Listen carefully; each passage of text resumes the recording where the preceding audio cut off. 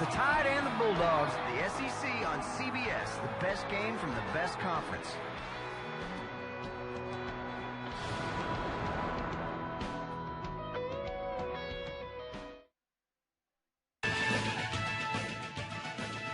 We welcome all of you to the Home Depot SEC on CBS this afternoon from Starkville, SEC Western County.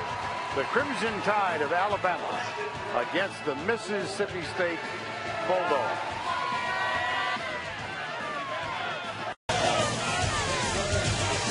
Take a look at the current SEC West standings. Alabama with a big victory last week, plus some help when Arkansas defeated Ole Miss, controls their own destiny, and there is a way for Mississippi State to get to Atlanta to take on Florida. Hi once again, everybody. Vern Lundquist along with Gary Danielson. We welcome you to Starkville, not Starkville, Starkville, and a much anticipated game. Gary, we saw Alabama last week, probably as good as they have played all year long. Yeah, that was a beatdown, wasn't it? And, you know, a lot of the talk after was about the Alabama defense, and they deserved to have that talk after the football game. But something else emerged in that game. Derrick Henry took control of this football game and maybe a shot at the Heisman. That weapon all evening was such that Alabama could dial it up and keep any defense uncomfortable. But also, most Alabama teams, when you look at them in the past, they've got that second running back. And I thought the emergence and play of Kenyon Drake was a huge lift for the football team. And I think it'll be important for the rest of the season for Alabama and something Mississippi State must stop. Mississippi State had a great year a year ago, lost a few folks, and got off to a tough start. They have been under the radar all year, but they're 7-2, and they have Dak Prescott. Yeah, they sure do. I mean, you know, Dak Prescott had this team a year ago as the #1 team in the country coming into this football game, and he's better this year. He's a better thrower, he's just as good a leader, and he's able to run the football. I mean, this is going to be the complete opposite game that we had a week ago with LSU. So, how does Mississippi State contend in this? Well, I took a little work here, and what I think is Mississippi State has a lot going for them, Vern. You know, they got the home field advantage. They're well rested. They've got the big wide receiver. They play the spread. Big game experience. They got a lot going for them. Yeah. So, you know, so does Alabama. They're really, really good. Well, now I know why you don't play golf during the week. Come up with stuff like skills, that. All the skills. First on the field, the Bulldogs of Mississippi State. And right behind them, the Crimson Tide of Alabama, who have won 7 in a row against MSU. And a moment ago, Allie LaForce with Mississippi State coach Dan Mullen. Coach, you said that last year against Alabama, the team played tight. They were trying to play too perfect. How has the mentality and approach changed now a year later? I think it's great. Our guys have been in this type of atmosphere and situation, been in big-time games before. We got to just go out, play our game, execute at a high level, and have fun out here on the field. Mississippi State leads the SEC and plays over 20 yards. How can you be that explosive against this Alabama defense? Well, you're going to have to if you're going to beat them because they're pretty tough to give up those. You don't want to be in a 1, 2, 3 yard battle up inside against them. So we're going to have to make some of those big explosive plays today. Thank you, Coach. Good luck. Thank you. Vern, I think Mississippi State would like a Big 12 game out here today. They wanted 44-41. Really? They'll take their chances. Okay. It is a beautiful afternoon in Starkville, 65 degrees, and no rain in the forecast. Perfect mid-November SEC weather. The 100th all-time meeting, the first one back in 1896, and Alabama has won 7 in a row. The Crimson Tide won the toss. They elected to defer the option till the second half of the game. And Brandon Holloway, 9th in the NCAA, returning kicks.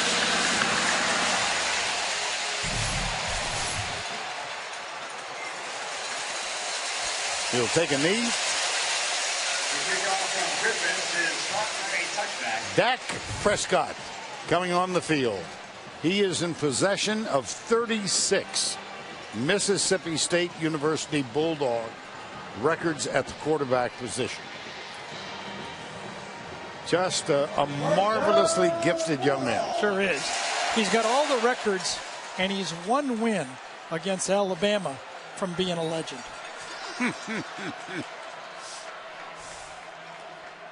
He'll throw, perhaps. That I added perhaps. That's A'Shawn Robinson, who continues his big play. Yeah, I guess they brought A'Shawn Robinson from last week. If you watched the game a week ago, A'Shawn Robinson basically, I know he didn't do it by himself, but it seemed like it at times. Loss of 7, 2nd and 17. Prescott keeps it. Now let's cue the cow and get the Chick-fil-A starting lineup introduced to you. Offensively for MSU, Warren Malone, one of the better offensive linemen and the only senior starter. Wally is back in the lineup. He missed a few with injury at tight end. And they really do run by committee. Prescott is the leading rusher. That's enough to move the chain. De'Runnya Wilson, number 1. Quickly, the defensive unit. Allen Robinson, Reed Duvall, Minkah Fitzpatrick. He of the 2 interceptions for touchdowns against A&M. We expect to see a lot today because of the offensive style of Mississippi State. 2nd sack in 4 plays. This time, I think it's Jonathan Allen, number 93. And if you can just get the secondary to force Prescott off his first choice, Alabama believes the front 4 will get to him. The key to the game, I talked to Kirby Smart, he believes, is can his front 4 put pressure and produce some sacks against Dak? Well, so far, they have, right? Yep, 2 of them out of 4 offensive plays.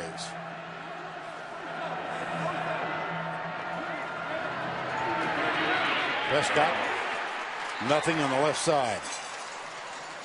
Reuben Foster was there to make the tackle.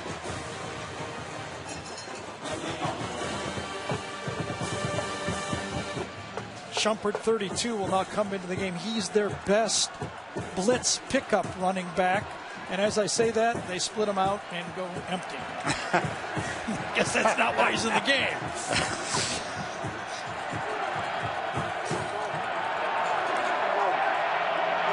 Third down. Stunts defensively. Prescott can't escape. He does get back to the line of scrimmage, but that was about it. Yeah. Dalvin Tomlinson had a great escape around the left edge. You know, it's a combination always. The big guys up front and the coverage in the back end. Nowhere safely to throw the football. And Dak early in this football game took discretion and said, I'll eat the football and punt it. Now, early in the game a year ago, the punting was a problem for Mississippi State. They shanked 2 of their first 3 punts. Logan Cook is the punter. And this one's not particularly long. Oh, bad play. Cyrus Jones let it go inadvisedly. And Mississippi State picks up 15 extra yards. Yeah, I'm really surprised Cyrus Jones didn't make a play on that one. It did cost them between 15 and 20 yards. So it results in a 55-yard punt. You'll see number 2 on the field, Derrick Henry, when we return.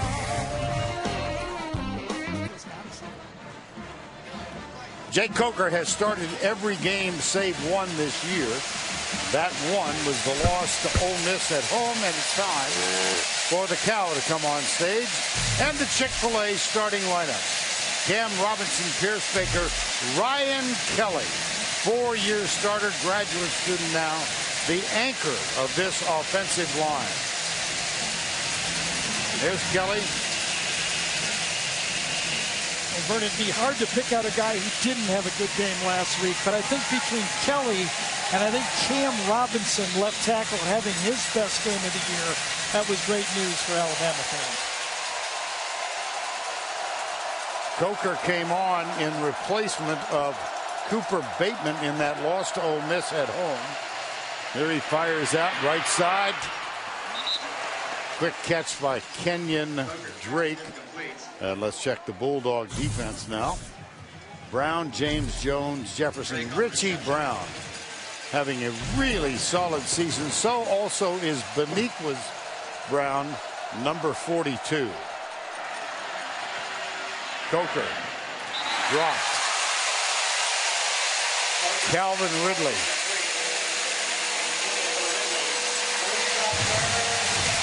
You know, Vern, that ball went from the sun to the shadow right there, and that might have thrown Ridley off. Early in this game, with this fall sun, the Alabama receivers here are looking directly into the sun when they look back. And when it goes from the bright to the dark, that can throw you off. Derrick Henry, deep back in the eye. That's O.J. Howard. Play action. Coker still has it, being chased, and lobs it into the bench. Our guys on the field pregame did a good shot of what that sun is like early in this football game. When you're looking back on it, that's what you're dealing with. And Mississippi State gets a 3 and out, partly because of a drop ball and then great pressure on third down and good coverage downfield. That brings on the sophomore J.K. Scott. Big factor in this game a year ago when Alabama scored 19 unanswered points early. Mississippi State did fight back. Here's a whistle before the punt. Just to give you an example of the hidden yardage in this game, J.K. Ball start, offense number 7. 5-yard penalty. J.K. had 7 punts for 319 yards. Mississippi State 5 punts for 172. That's hidden yardage that doesn't show up in the stats. But you're right, J.K. Scott had a huge game last year. Well, that's a modest start this afternoon. He's guilty of the false start. And he really is a sophomore out of Denver. Had a sensational first year here and then got off to a very slow start the first 3 or 4 games of the year, but has come on recently. No, not a good one. Nope. Fair catch, called for. Nope. It looked like he did. I thought he was waving it off. So he gets to the 48. Boy, a lot of combinations of misplays by Alabama there. Remember, they let the pump roll. Then they have the drop pass, and now a bad punt. Those little things.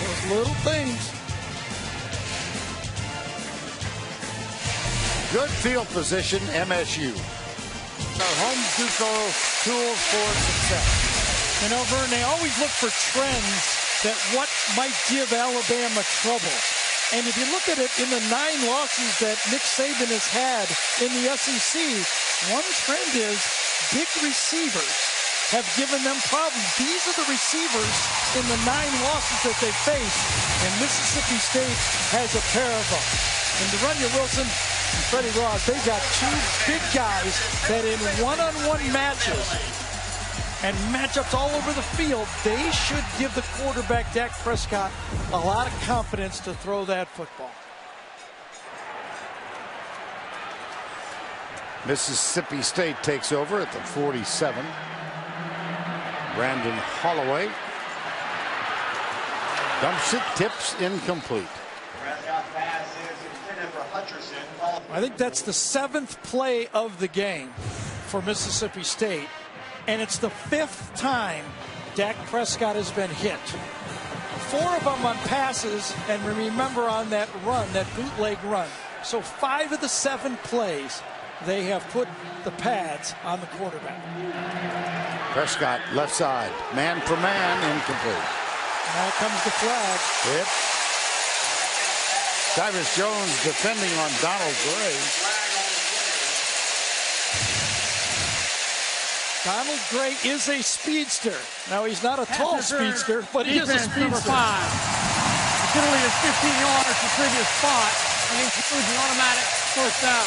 You know, Vern, I thought Allie's question to Dan and what we talked to Dan Mullen on Friday about, when we went back and watched the tape, it did appear that Mississippi State was tight in that football game. But what I was surprised to hear is Dan Mullen admit that he was tight in the game. He tried to do too much. He tried to be too perfect. He said, in this game, we're just going to run our base offense and let it go. That does include the quarterback keeper up the middle. But that's another body punch. See, I mean, that's the challenge when you are the running attack and the passing attack for Mississippi State. Now, you know, it was a one-man attack a week ago by Leonard Fournette. It's basically a one-man attack this week, only this guy can throw and run.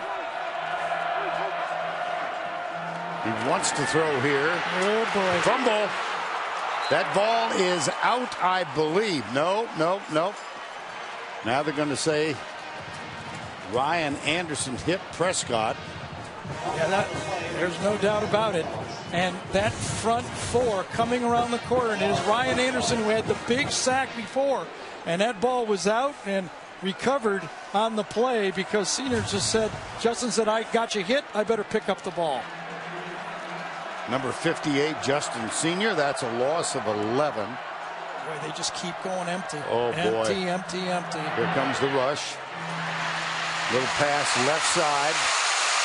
He's going to get a bunch back, but not quite enough. Let's see if Mississippi State goes hurry up and goes for it on 4th down. It was a little wide receiver screen to the backside, and yes, they are going to go hurry up. Alabama does get their subs on the field. Needed 20, got 18. 4th and 3. Let's make it officially 17 then. Why quibble over a yard? That's one thing. The biggest improvement I've seen with the adjustment from Alabama is how they handle the hurry up. They get their players on the field.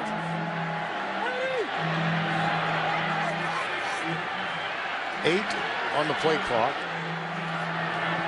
Option, pitch, first down. Fred Ross, number 8. Well, Alabama played it fine. They played assignment football. They were ready for the option. But Eddie Jackson, watch Eddie Jackson come up on the play. He's got him. But one-on-one, you make a guy miss. And that's a first down. Holloway going left, darts to the left, slices to the corner, and is downed a yard short of the first down. Touchdown. Freddie Ross, number 8, got a block. Just enough of a slowdown on Fitzpatrick that allowed the speed of Holloway to get there. This is Holloway, who now moves to the right side. Darian Hutcherson, number 84, goes left, the tight end.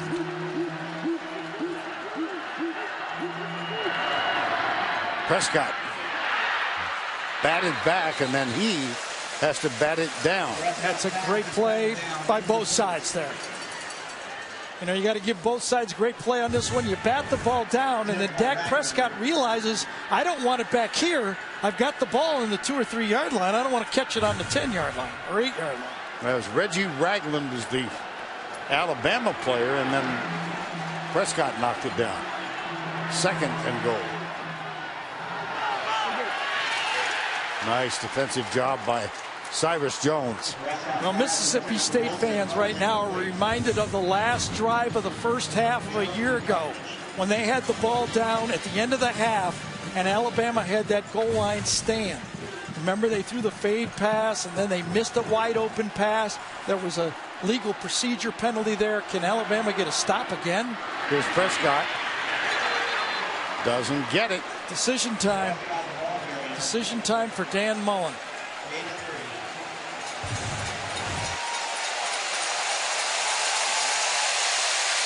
What do you think? How many opportunities will you have? I'd go for it. Would you? Okay. Sure. Especially you're going to give Alabama the ball on the 1 yard line if you don't make it.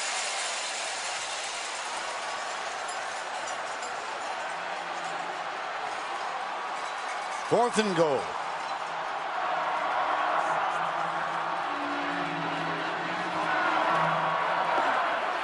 Prescott.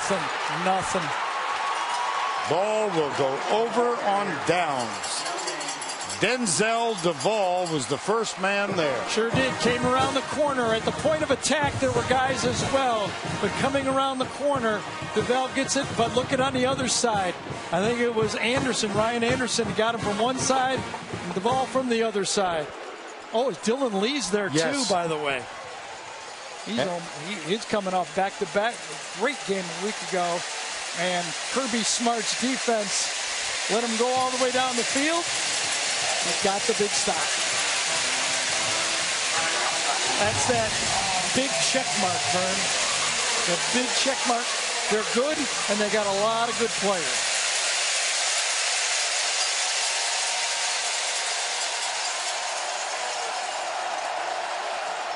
Jake Coker 5 yards into the end zone. That's Calvin Ridley in motion. And 12 men on the field for Mississippi State, I believe.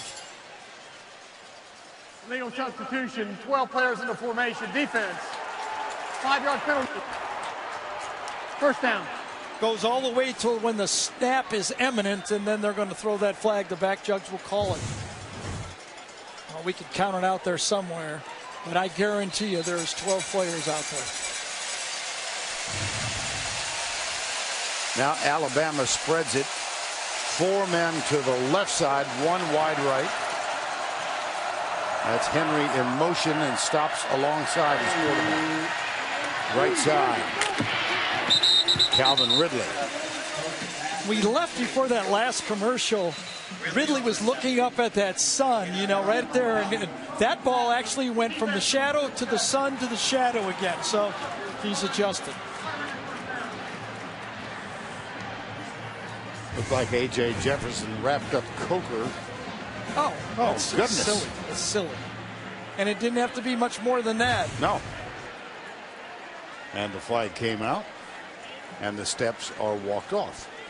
And now all of a sudden Alabama, who's backed up, and it looked like such a good move by Dan Mullen to try to pick up that touchdown.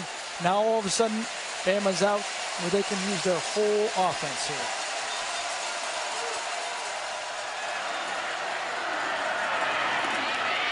Up the middle she goes, Derrick Henry.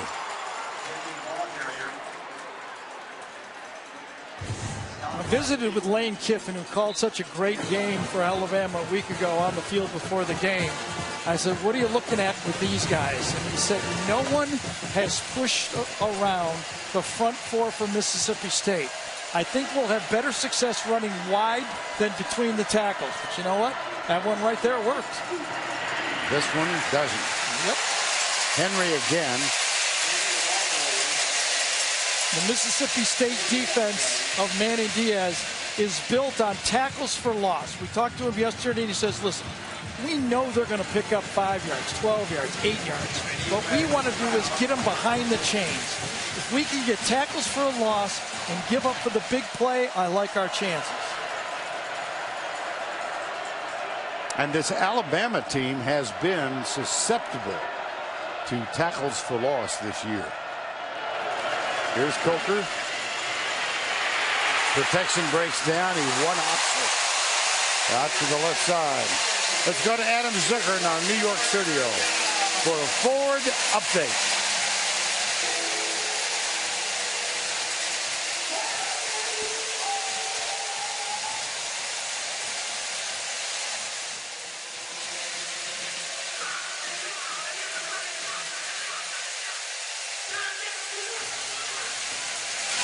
And by the way, Vern, don't sleep on Keenan Reynolds getting some votes for the Heisman. And I think it would be a tremendous vote for Keenan Reynolds.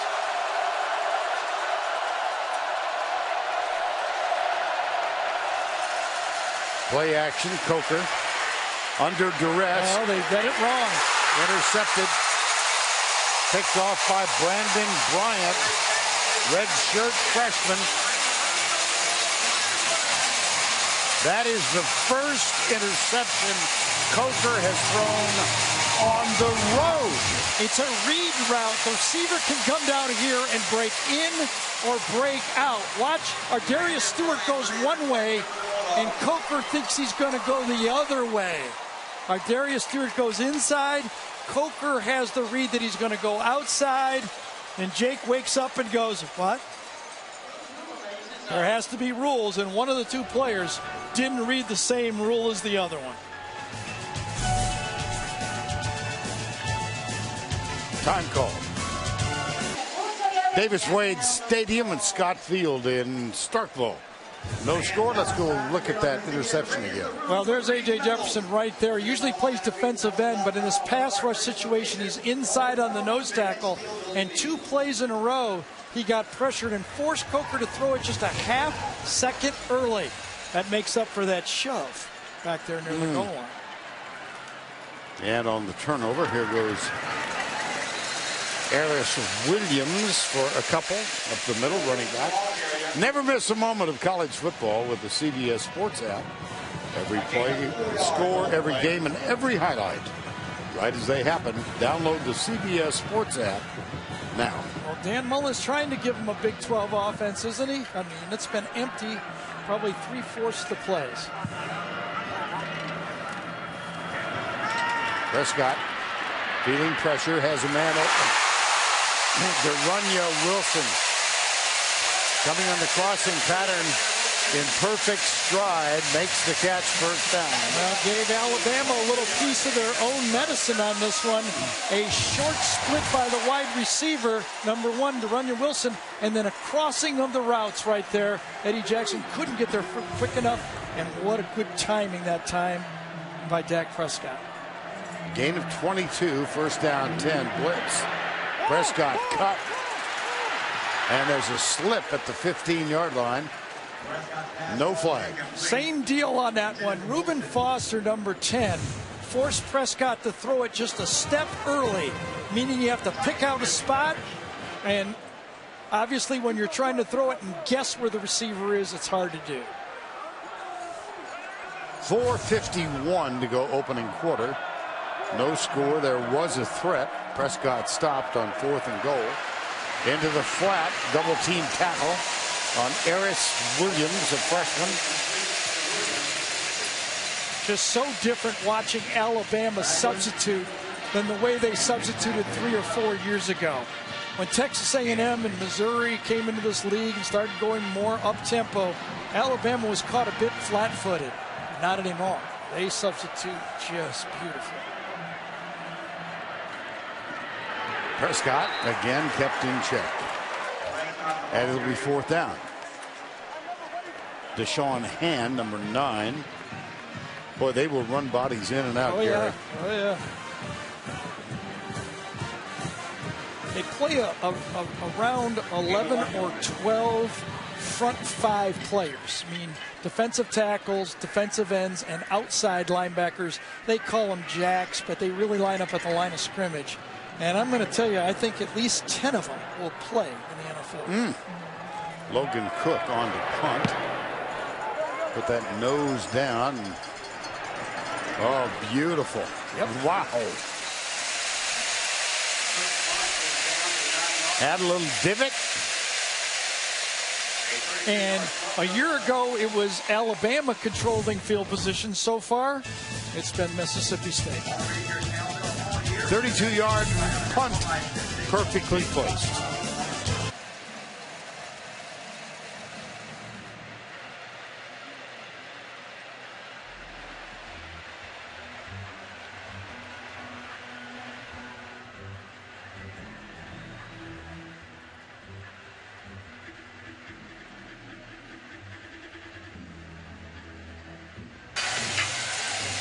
All right, Adam, thank you. And how quickly the Heisman list can change, as we saw last Saturday night. Yeah, we kept one open because it could really be anyone grab that last spot.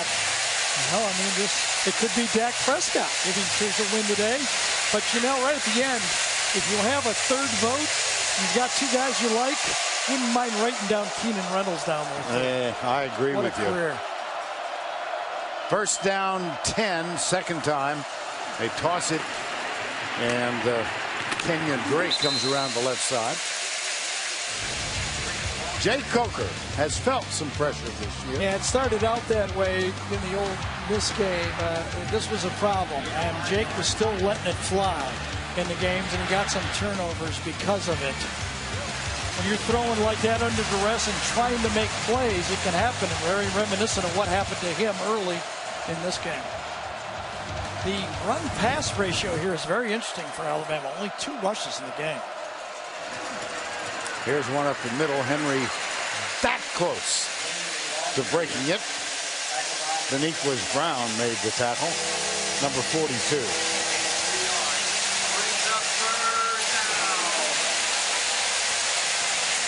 2:44 to go, opening quarter. Lane Kiffin calling the play on 3rd and 1.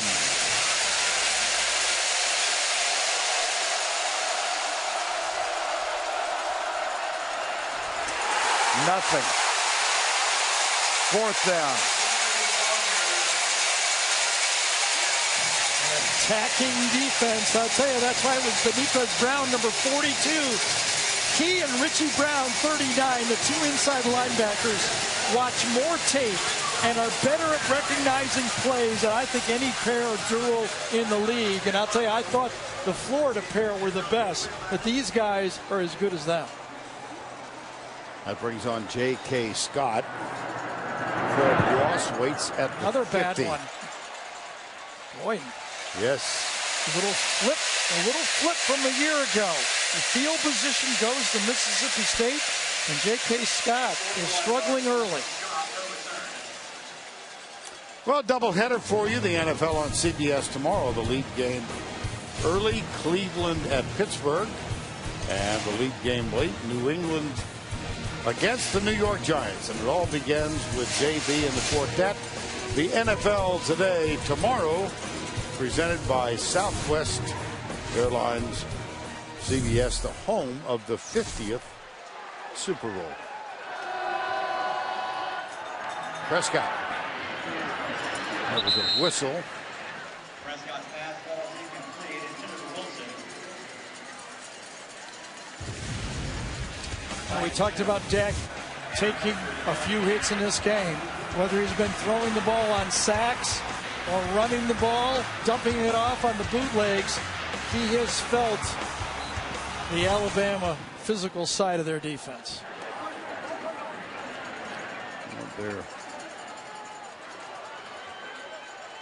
I don't think there was a flag. I think everybody was a little bit confused. Yes, I thought I heard one, obviously. Incorrect.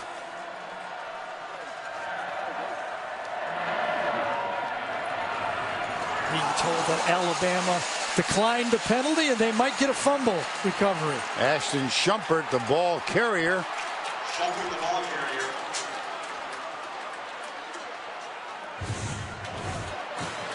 Ball's loose. Does it go back to him? No. Looks like for sure Alabama's got that football. You know, in the 9 SEC losses that Alabama has suffered since Nick turned the program around in 2008. Who was it, Ryan Anderson that got that fumble? Vern? Right. Vern had it. There's another common thread. The turnover margin has been dominated by Alabama. They've only forced 5 turnovers.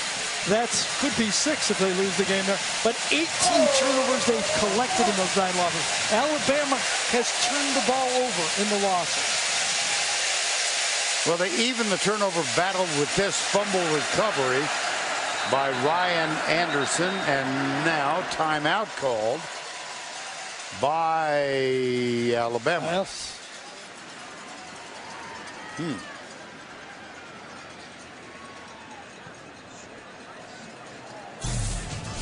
Our referee today, by the way, Ken Williamson. Celebrate Thanksgiving with a bang, a big bang. Catch an all-new episode of TV's #1 comedy, The Big Bang Theory, Thursday at 8, 7 Central, only CBS. Big Bang Theory might be the only team that can rival the dynasty run of Alabama, to tell you the truth. They've got a nice run, too. Well, when Nick turns around, there you see he's got a cut on his left cheek. Wonder if they're going to put him in the tent. Keep Allie from figuring out what happened there. I don't know. One hops it. Nick James with the pressure. Well, that's early in the game. Oh my gosh, we're all over it. I'll tell you that. Cut himself shaving. No, it didn't. That was, that's a little bit even too in-depth for me.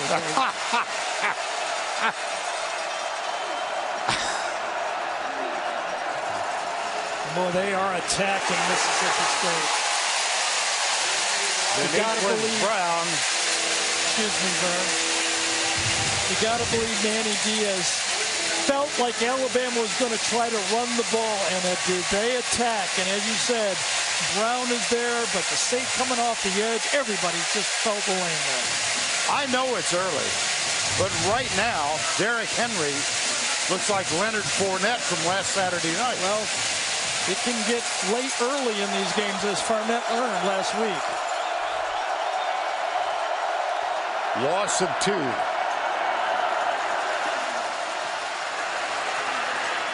Coker. Caught by Richard Mullaney.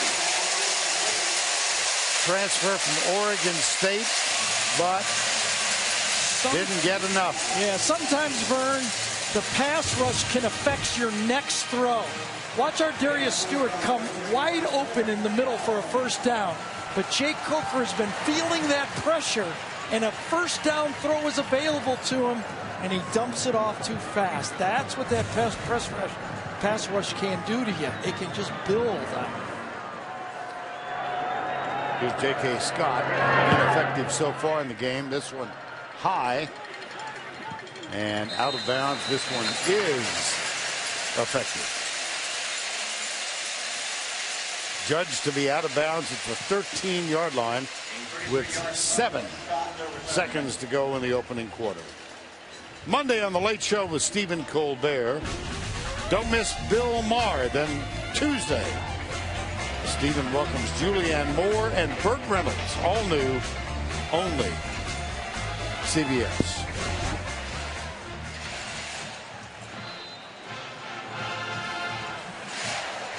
No score, 1 threat. Prescott deep. Man for man. Donald Gray.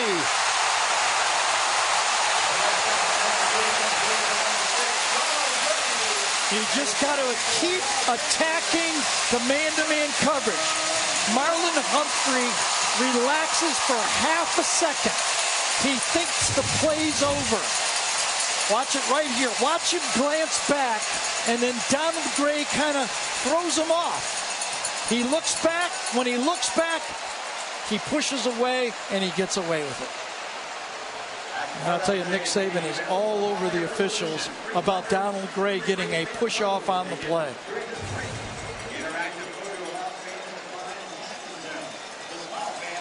That's a pretty good punctuation mark to end the first quarter.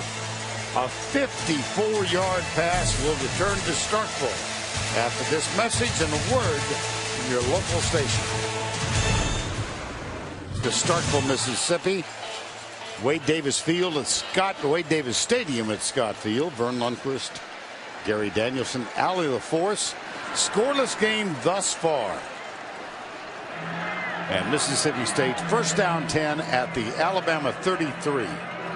Following that 54-yard pass, reverse. Back it goes to Prescott. Well, that was all kind of wacky. No, it didn't look like Arkansas Ole Miss last week. No, that's for sure. Well, what's the best thing in your mind that's happened through the first 15 minutes for each team? For each team? I think for Mississippi State is Dak Prescott's thrown for 100 yards. I think he has to throw for over 300 in this game. For Alabama, it's that it's still tied.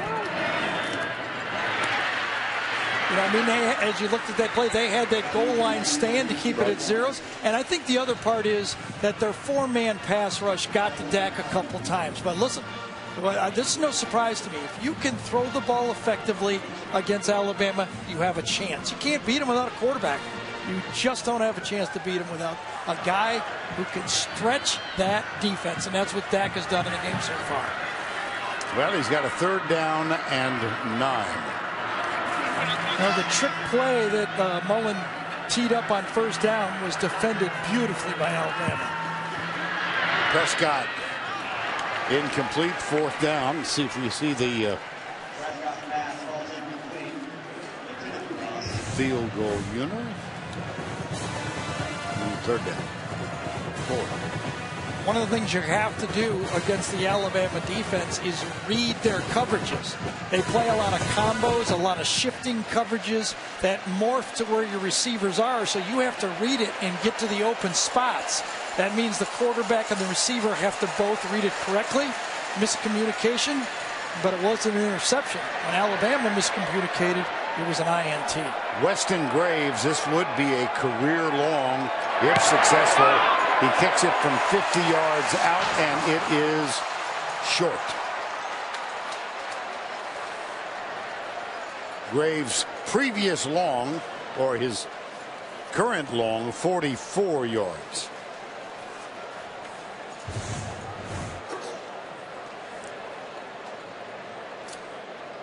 There it is. As they say, never up, never in, right? That's what they say, and sometimes they say, doink. I don't know if that qualified as a full Didn't doink, hit anything. No score as we begin or continue quarter number 2. And a missed field goal. Do you see any evidence of a similarity to Mississippi State this year, last year? I don't. I really don't. I thought last year this Mississippi State team tried to do too much. Remember, they started off second series with a sack. They made a lot of mistakes that I thought they just looked tight. This time, I think they're wide open. They're just not converting on it. I don't think that's the problem.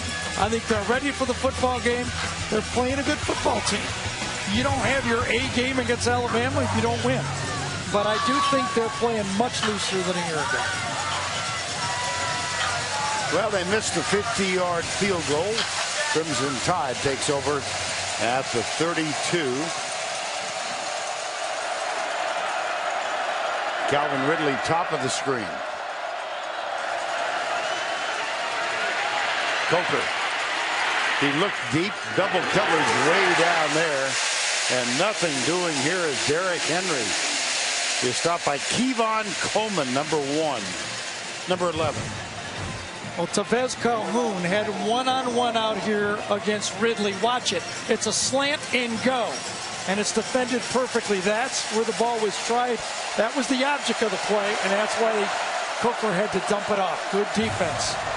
Nobody's on the slot. This is a misalignment by Mississippi State. Coker keeps it, cuts to the outside.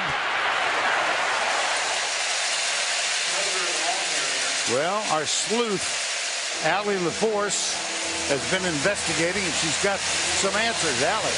Vernon, Gary, this is my first time ever doing an injury report on a head coach, but I can tell you that the cut on Nick Saban's cheek, we're being told, came from one of his players who accidentally ran into him as he was running off the field. Good news is he did not have to visit the tent.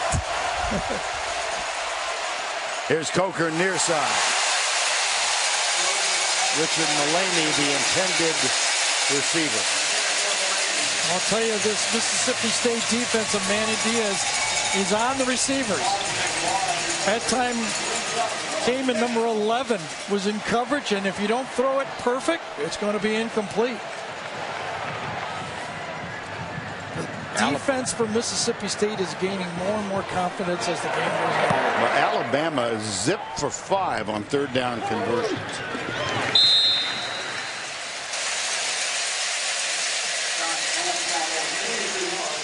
CBS coverage of the Home Depot SEC will continue from Starkville after this message and a word from your local station. Starkville, Alabama, and Mississippi State. Let's get you up to date on the SEC West standings presented by Dr. Pepper. Alabama 5-1. LSU plays Arkansas tonight. Ole Miss off. Mississippi State, and as we said when we came on the air, they can, through a series of circumstances. Go ahead, explain that, Vern. I'm not about to. That's you be the analyst. Oh, goodness. We'd have to take a nice pause from this game, and I think everybody wants to watch the game, don't they? Yeah, I think so. Dan Mullen, 7th year. Yeah, what a job rebuilding this program. 20-5 in the last 25. How about that? Equals the mark set by the guy on the other sideline. Quick hitter, Brandon Holloway over the right side. Last 25 games for Mississippi State. That's the best stretch since one of us in this booth was alive. Prescott, total touchdowns. Got it. Gus Wally, the tight end, missed 3 in the middle of the season with an injury, but back now. Just to give you an example of how this Mississippi State offense is gaining confidence, if you count the last 2 quarters of last year's game when Mississippi State put 280 on Alabama, and then you include the first quarter and the last 3 quarters, State has put over 400 yards on this Alabama defense. Here's Prescott. This is where he can sometimes hurt you. Minkah Fitzpatrick with a fine tackle. Nothing there, good coverage, yet the field gets closed down very quickly with the elite athletes in that secondary. 2nd down, 7. Prescott. Don't you get the feeling no matter how many times Prescott fakes, they're going to be looking for him to keep it afterwards? I think so. Yes, I do. And for the game so far,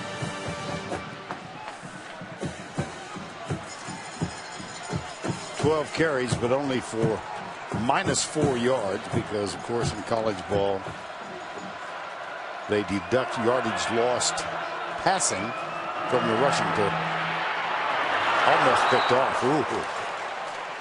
Well, he had to throw that backing up. And if he did not, it would have been another sack. To try to gimmick a throw over the middle by getting a little pick play. But Dak buys time, and boy, I thought that could have been picked up by Foster. He was standing right there. So 4th down, Logan Cook is on to punt, and Cyrus Jones is the deep man. This returnable. Yes, better, much more aggressive. Jones. He's got the block. Now he's got an angle, and it's a foot race to the corner. Touchdown, Alabama. There are no flags.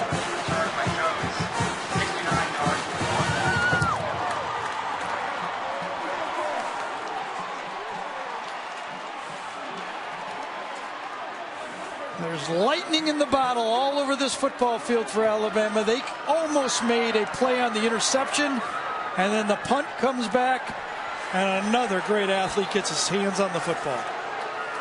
That has not been a strength for Alabama, surprisingly, this year. Cyrus Jones' previous long had been 27 yards this season. But special teams give the Crimson Tide the first opening of the game. Well, Cyrus Jones was more aggressive this time. This is after the catch, but you can see as they let it go, they've got the players in the perfect spot. Actually, there wasn't really too many blocks there. Once he beat the first wave, he was gone. The punt was short. Early in the game, he let it bounce.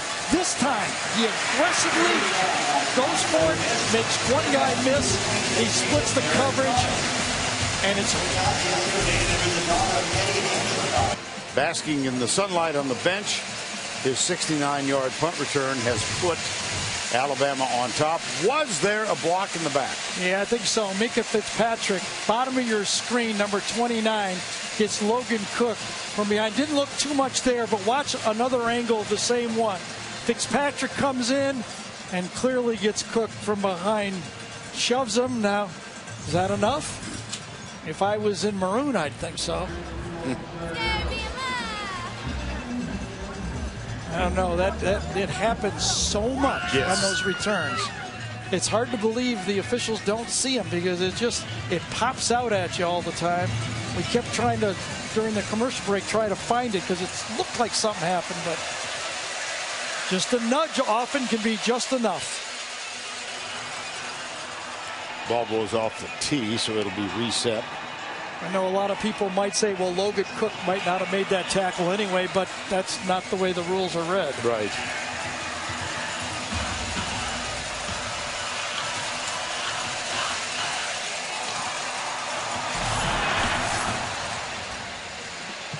Taken by Brandon Holloway at the 2. Wonderful special teams effort defensively.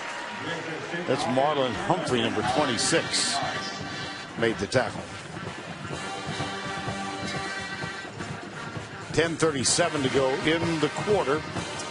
7-0 first half. Well, you know, Vern, we talk about all the yards that Mississippi State has gotten. You know what they haven't gotten, though? Points in this matchup. Dan Mullen is 0-6 against Alabama. It's the only team in the West he hasn't beaten. And if you really look at it, it's points. They've only scored more than 10 points once against Alabama, and that was last year. They're averaging 8 points a game against Alabama in this 0-for-6 run. That pass from Prescott about 2 feet too high. Well, remember, they came in as the #1 team in the country last year. They had risen to that #1 spot faster than anyone in Division I history. And then they got spanked. They were down 19-0. They did come back and wound up losing 25-20. But then the remainder of the season was not so spectacular. There's Holloway. Wound up losing the Egg Bowl up in Oxford and then lost the bowl game. Watch the blocks to the outside here on this little screen. The Alabama players do not get blocked. 2 players throw at them, 2 players get their hands on them from Alabama, and neither one of them gets knocked down. I almost was right there. Well, I was just stretching my elbows. And another sack. Yeah. That's the best news for Alabama. They have been able to put pressure on Dak with just 4 guys, and that's not a big surprise. I think everybody who's watched this team play, this might be the best pass rushing unit that Alabama's ever had. And that time coming from the outside, it's another one. This time it was Timmy Williams. If it's not Duvall, if it's not Anderson, it's Williams. Well, quickly, we get a repeat here. Logan Cook to Cyrus Jones. This time he waits at the 41. Not a particularly high kick. Fair catch is called for, and a foul. It may have been contact. It's going to be a little Bronx cheer on this one. I can just hear it. Now you see it.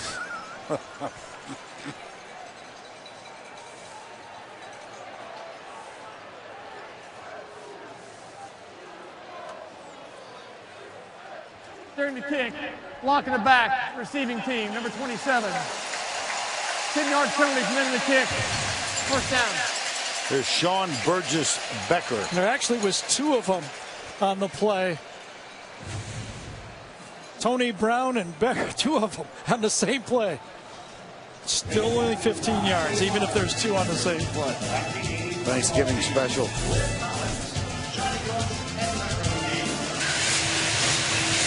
This is your place.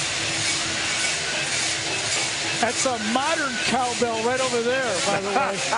In one hand, you got the iPhone. In the other hand, you got the cowbell. That's the famous sketch from Saturday Night Live. If you don't love cowbells, back up the truck.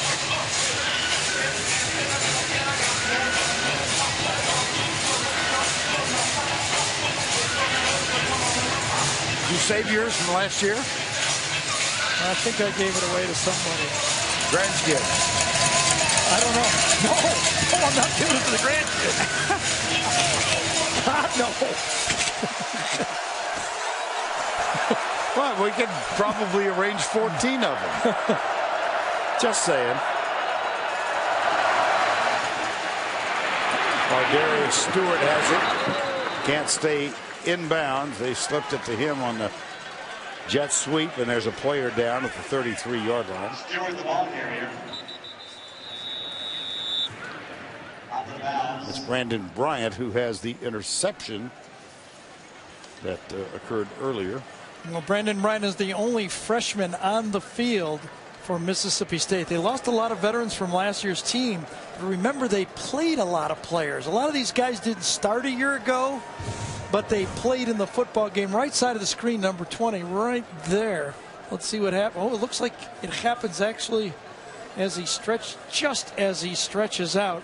And that's worrisome for Mississippi State because they've already lost Kendrick Market, their number 1 safety.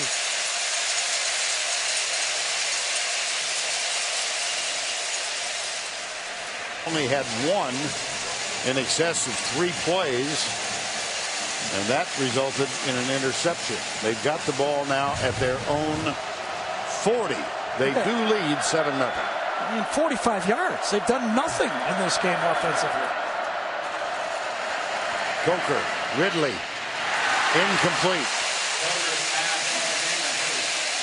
Well, Alabama obviously has a lot of respect for these defensive tackles and inside linebackers for Mississippi State because the whole game plan has been on the edge. The jet sweeps, finesse, passes. I mean, they are not attacking with the running game at all. So far, 0 for 5 on 3rd downs. They need 5 here. Blitz. Coker inside. That's Ridley to the 30. He gets a downfield block and heads in for the touchdown. Darius Stewart, number 13, complicated Ridley with the block.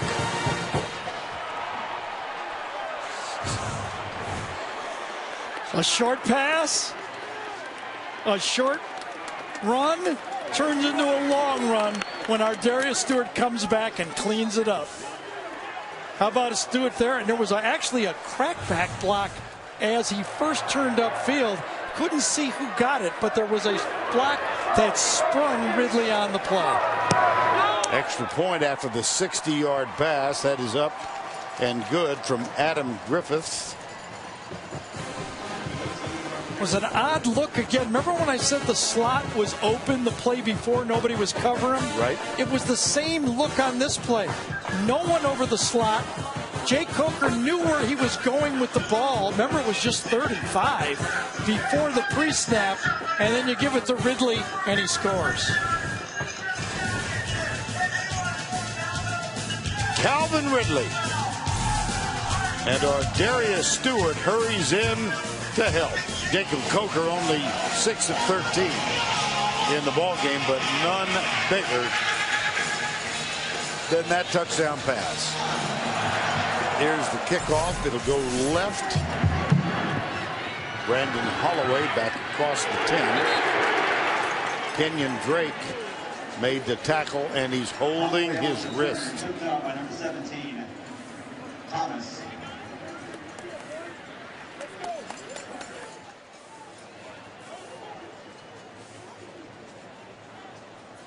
At the last play, at the last kickoff of the LSU game, he got dinged.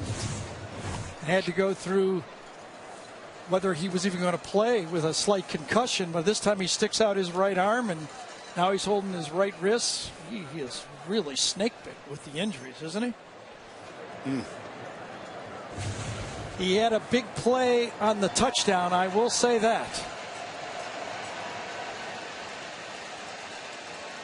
First of all, remember the situation. It was 3rd and 5. Look at the space that is created. Now, Jake Coker says 3rd and 5, really?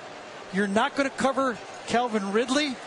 Brandon Bryan is off, and Mac McLaurin, 41, is in. Throw it, but watch number 17 come back and get the block that really springs Ridley, and then our Darius Stewart cleans it up at the end. So everything went wrong for Mississippi State. McLaurin misses the tackle. He's a substitute. Drake gets the block, and then lining up to just give the quarterback an easy throw really was a disaster all the way for Mississippi State.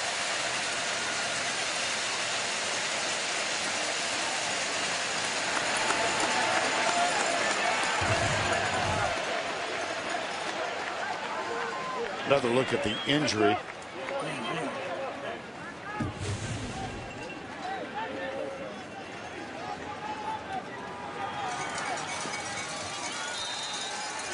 Injuries just continue to find Kenyon Drake.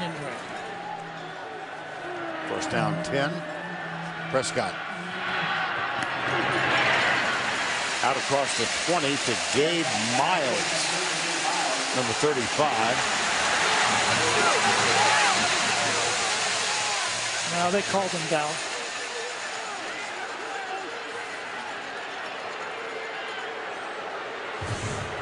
Well, they called him down, and whether he was or not, yeah, they're going to call progress right there anyway. Even if he didn't touch the ground, they're going to call forward progress. The whistle blew.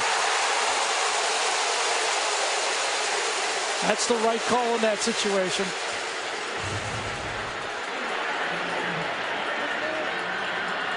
Gain of 7, second down 3. Had the whistle not blown, it would have been a very different circumstance. Blitz from the corner. Prescott gets around the corner, but not much more. Out to the 29.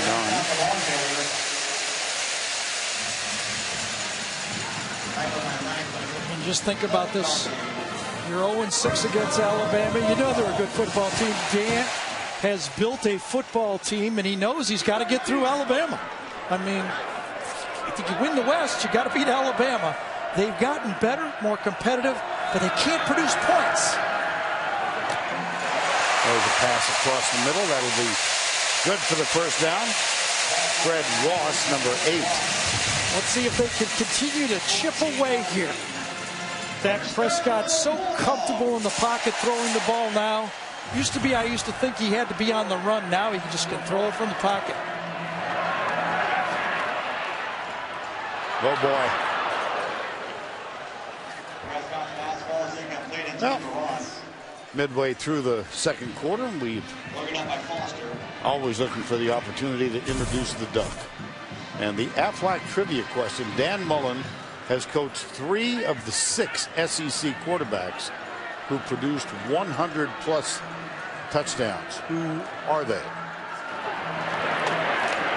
Bang. How about that? Dak Prescott takes on Reggie Ragland that time. I don't want to say he won, but he sure wasn't knocked backwards on the play, but those hits continue to mount out. Let's get an update from Alan LaForce on Kenyon Drake. Vernon, Gary, Kenyon Drake just came out of the trainer's tent. He has a huge brace on his entire right arm. They're taking him back to the locker room right now. Couldn't Lane Kiffin talking to him on the field. He was so delighted with the way Kenyon Drake played last week against LSU. Third down. Stunts. Down the middle. Good. Foot race. Fred Ross. First down, Mississippi State. They beat Ronnie Harrison to the inside. That's the one spot you can't get beat on. You got no help in the middle, and he beat him right off the line of scrimmage that time. That's a breakdown in the defense. Good route by Ross. Perfect pass. Now Prescott rolls out under some duress. He throws it away. Ryan Anderson providing the duress. And the Verizon Red Zone this season, how's Dak Prescott done? 21 of 32, 12 touchdowns, and yet to be intercepted. He's only been intercepted once this year. Once in 321 passes. And that was against Kentucky.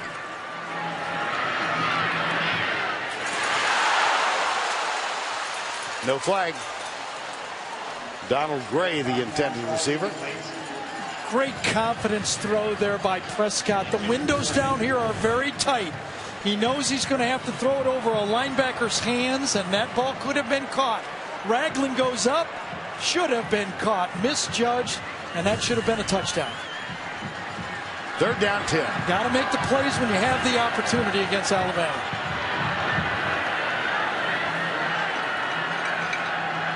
Because of the substitution, the official gave Alabama an opportunity to substitute. Alabama declined. DeRunya Wilson near side, 3 wides to the right. Prescott looking for Wilson, throws it up, and he cannot get up on the ladder. Cyrus Jones, who's 5'10", defending the 6'5", DeRunya Wilson. And they challenge him. 1-on-1, bottom of the screen. You got a 6'5" against about a 5'10" corner.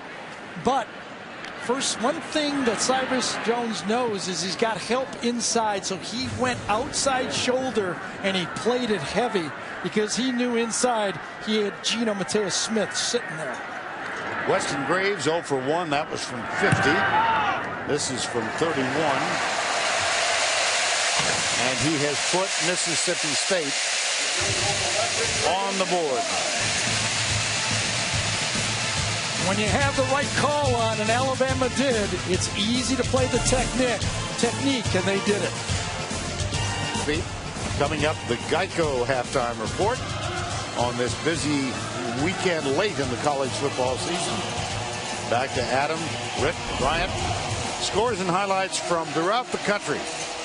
As the season winds down, the pressure builds, and we all sit in wonder at what the football playoff committee will come up with next. Well, tell you what, they can capture the headlines for a while, can't they? Yes, they Makes can. Tuesday night and Wednesday pretty good radio. We'll say this. Mississippi State, and this is what happens when you have a punt return.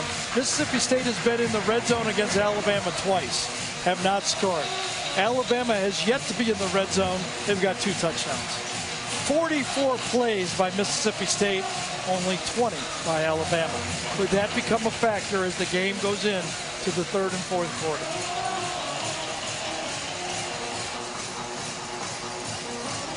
Devin Bell will kick off. Richard Mullaney and Damian Harris are back. There's another area where they missed Kenyon Drake. He had returned many of the kickoffs this year, and Harris will let that one go through the end zone. Let's go down to Allie LaForce. For each home game, a cadet in the Mississippi State University ROTC has the exciting task of firing the cannon. But today they have an honorary cadet. His name is Gabe. He's a 7-year-old boy with a life-threatening illness. He's dealt with a degenerative genetic disorder since birth. It's made life extremely difficult. But today, those complications, those were secondary to having fun and to celebrating a Mississippi State score with the pull of the cannon. He has a Facebook page. It's called Super Gabe Valentine, where you can follow his progress and show your love and support for him. Allie, thank you. 1st down and 10. Dropped. Well, that was a forward pass. And Kenyon Drake has returned to the field, and that doesn't look good.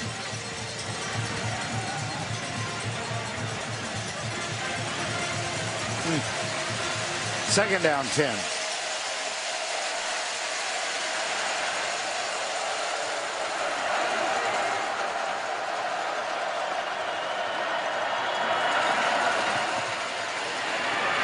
Up the middle, Derrick Henry. Looks like, I don't know why he came back out of the field. I don't either. But he's going back into the locker room. You could read it all over his face. It's not good news.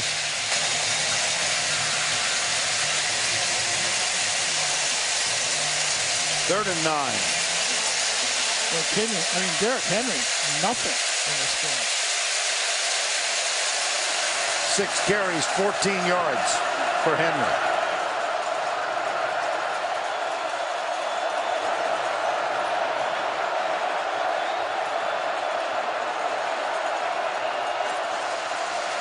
Give it to Henry. Watch out. Watch out. Foot race. And Derrick Henry will win it. Derrick Henry, the ball carrier, 34-yard rush.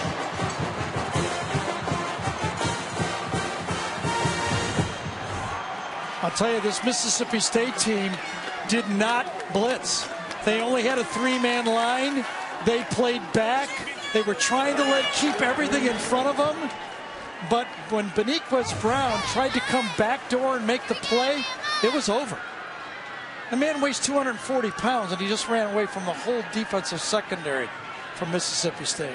15th straight game with a rushing touchdown. That's a 74-yard effort. And just as we were about to establish the non-bona fides. He didn't. He hadn't done anything. Nothing. And on 3rd and long, they say, Derrick, what can you do for us? He said, let me tell you what I can do for you. I can change the scoreboard.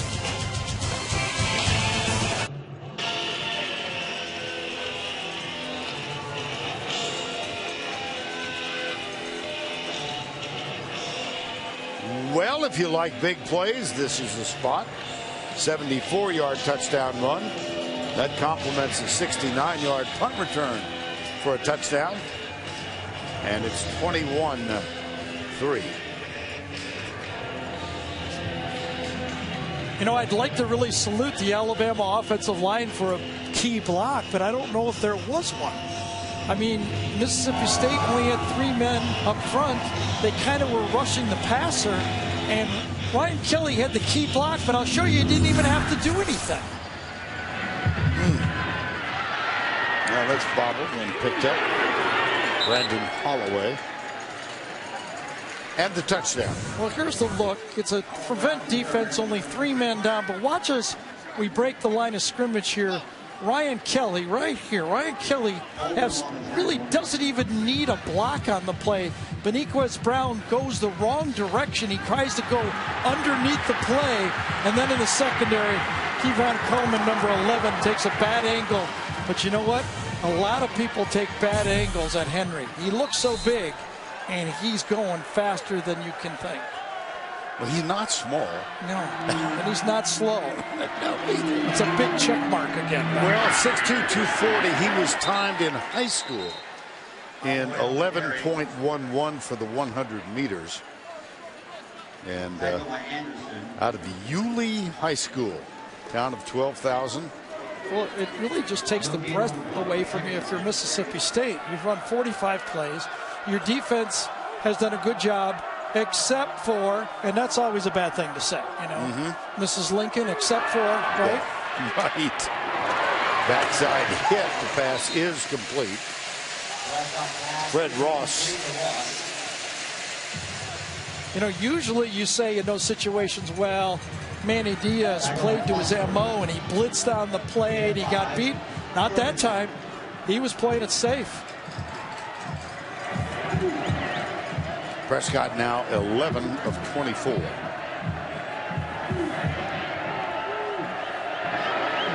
It certainly silenced the Cowboys. Here's Prescott. You just got to do this drive. If you're Mississippi State, much like the last drive they scored against Alabama last year when they pulled 25-20. If you could just march it down, take your time. If you could go to the locker room 21-10, you got a lot of things good to talk about and maybe points in your last drive. Never easy against this defense, though. Nope. Prescott, the ball carrier. And again, with a reminder that in college ball, for whatever reason, yardage lost while attempting to pass comes off the rushing yards. Yeah, even more significance on this drive. And remember, if they give it back to Alabama here, Alabama gets it to start the second half as well. Right.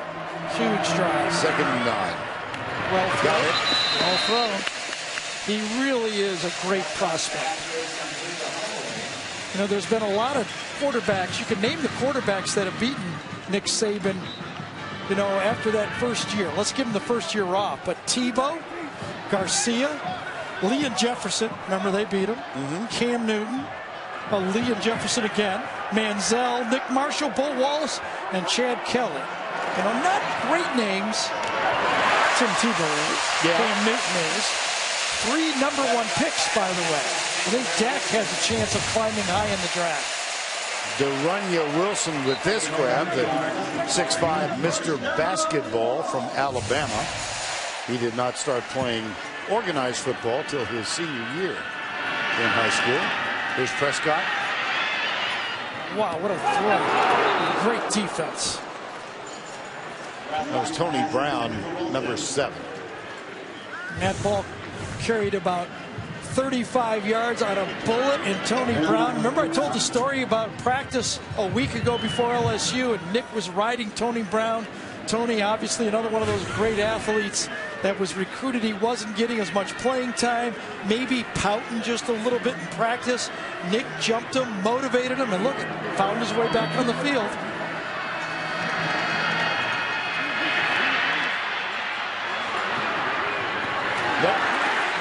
Tipped at the last second.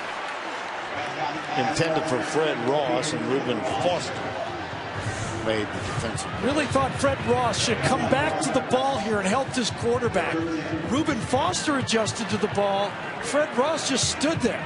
If he'd have come back just 2 feet running towards the quarterback, that would have been a completed pass. 3rd down 10. Technique so important against Alabama. You got to do almost everything right.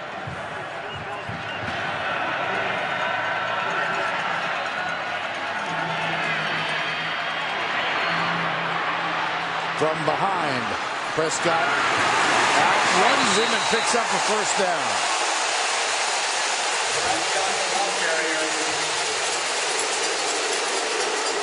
Well, I'll tell you, Ryan Anderson came around one side to put the pressure on, and then Timmy Williams is chasing Prescott from behind. I think that's a good play. The crowd is reacting. But Dak Prescott could have just as easily kept running and turned up. You got to corral this guy. And then Ragland and Prescott bump. Gain of 17.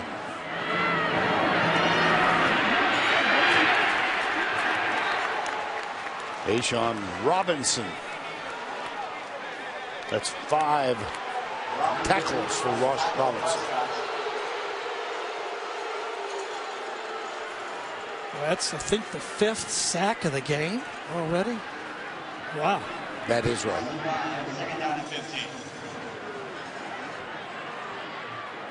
Loss of 5, 2nd and 15. That one got mixed up by Cyrus Jones, number 5. You know, we talked about the Alabama defensive backs taking on the blockers. Cyrus Jones has a punt return. He has a great knockdown on the fade pass. Watch him take on the blocker here. Knocks his guy back into it. If it was basketball, he could have got a taunting. That's right. 3rd down, 13. Prescott. Interesting call. Interesting call. I mean, it clearly can't be a field goal coming up. Alabama will keep their defense on the field. You don't want to give. Clock continues to unwind. Yeah, now I'm surprised. at 33. No timeouts being used. Boy, I don't know it. You haven't scored a lot of points. You're going to go in at halftime with basically all 3 timeouts. Very surprised with the strategy. Prescott, yeah. That's a dismal ending for Mississippi State. Can't play safe. You got to go for the kill against these guys. You got a senior quarterback. You've lived through all the mistakes of a 2 or 3 year career. Not using those timeouts here. A 3rd down call of a quarterback draw. I'm very surprised. Ryan Anderson got the sack on 4th down. Yeah. Ball goes over with 15 seconds to go. Well, let's get the duck back on and give you the answer. Dan Mullen has coached 3 of the 6 SEC quarterbacks who produced 100 plus. Tim Tebow, I bet you all got that one. Chris Lee. I would not have guessed Chris Lee. Nope. And, of course, Dak Prescott. Again, Gary's reminder that Alabama will get the ball to open the third quarter. There's a flag down.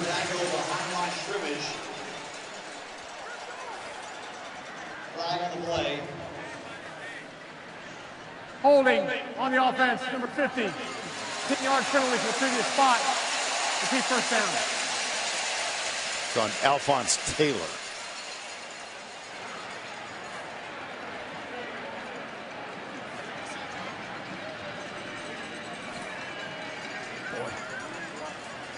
Fourth down play on the opening drive. They get stopped. Get it in the red zone again. They can't convert.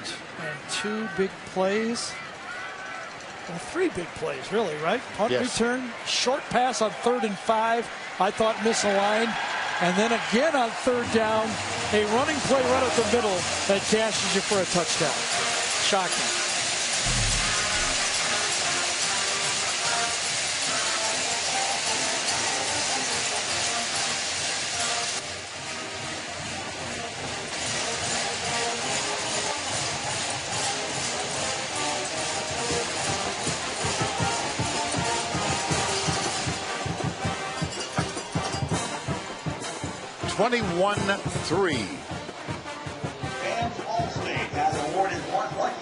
Alabama leads it. For a chance to win $1,000 and 2 tickets to this year's Egg Bowl.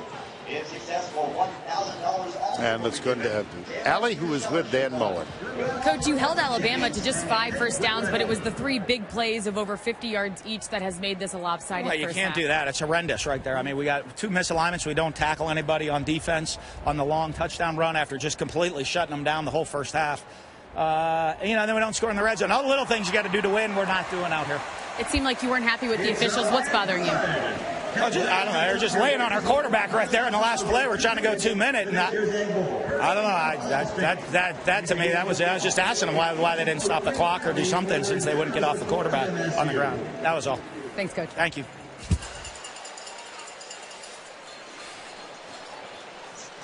There you go. Guy lost his cowbell. Project's mission is to honor and empower. That's the end of the first half, 21-3. Let's go to Adam Zucker in our New York studio. To Iraq and served 5 years as psychological operations specialist in the U.S. Army. He's currently studying. AT&T, Voya, and by Chick-fil-A.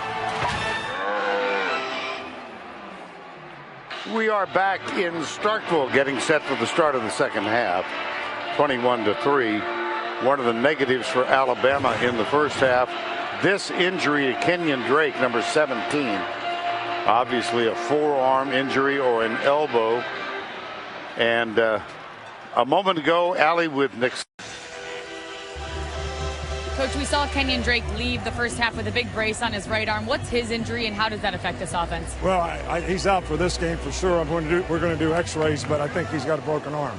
You had the 3 big plays in the first half, but outside of that, just 46 yards on offense. How do you move the ball more consistently? Well, we got to do a better job of blocking them up front. We've dropped a lot of balls. We just got to execute better. We're just not executing like we need to control the football.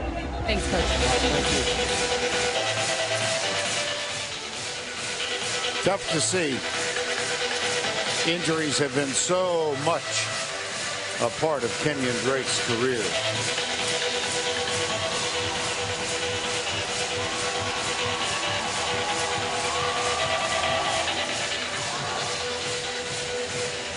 No need to say much, is there?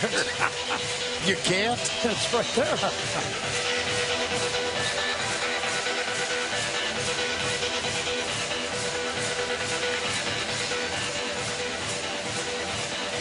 It is a part of football at Mississippi State University.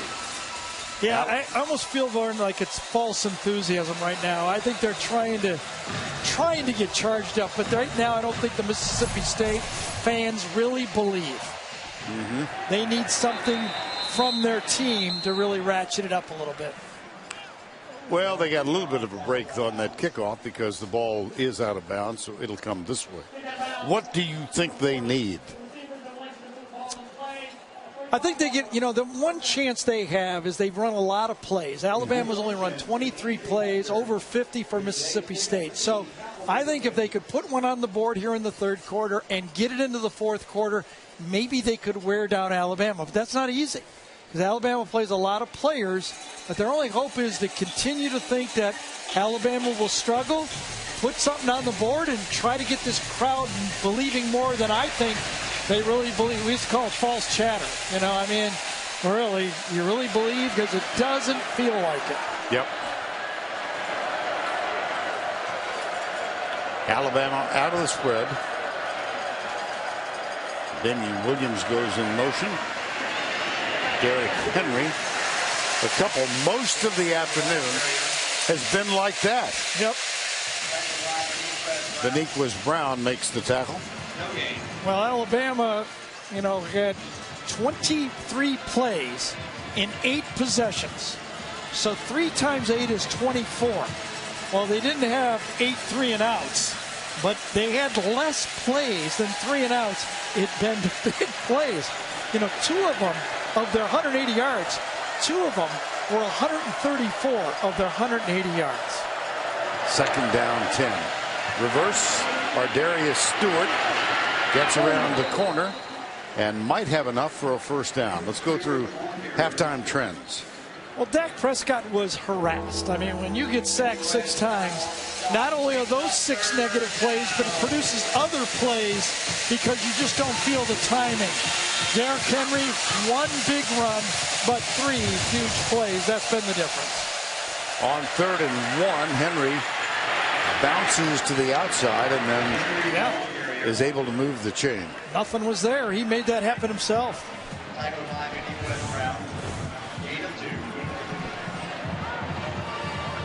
1 dodge, 2 dodge, and basically barely got it back to the line of scrimmage.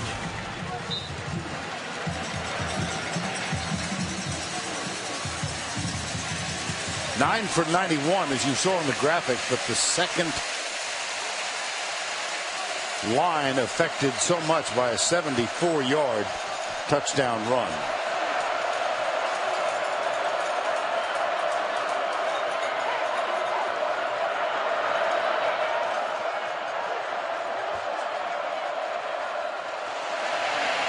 Play action.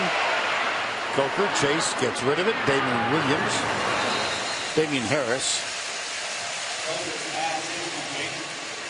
Well, Damien Harris is obviously playing the Kenyon Drake role now.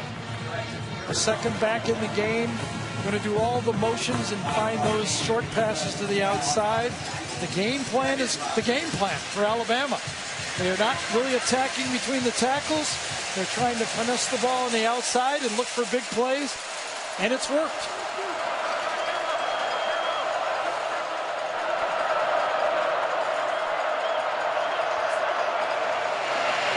They'll come this way with Ardarius Stewart. Missed tackle. Nice block by Mullaney that time. The Alabama role players continue to make plays. Remember on the touchdown run, it was Kenyon Drake. This time, Richard Mullaney gets the block inside, and then another missed tackle from the secondary. Bryant, number 20, injured earlier, comes and can't make the play. Ardarius Stewart, 2-yard gain. Beniquez Brown, number 42. We have called his name a lot today. And the one time he didn't want his name called, yes, I thought was a key play. He tried to backdoor a run by Henry, and it was really the difference in the play. 2nd and 8. Boy, 10 men at the line of scrimmage. Henry gets kick out walk, but that same man comes back. Brandon Bryant, number 20, fought off the block and made the tackle. I think Dan Mullen has told Manny Diaz, we can't give up any more points, because look at this defense. All 11 Mississippi State players are at the line of scrimmage. They don't even want to give up a field goal here. 3rd and 6.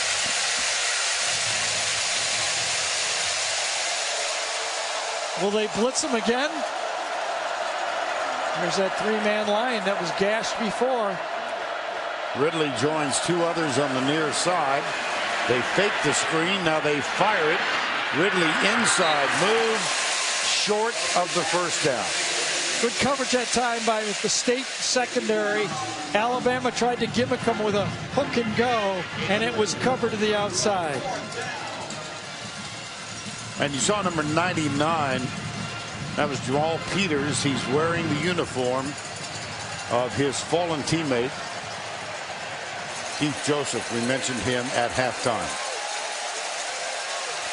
Adam Griffith is on for a 42-yarder. Career long last week. 55 yards.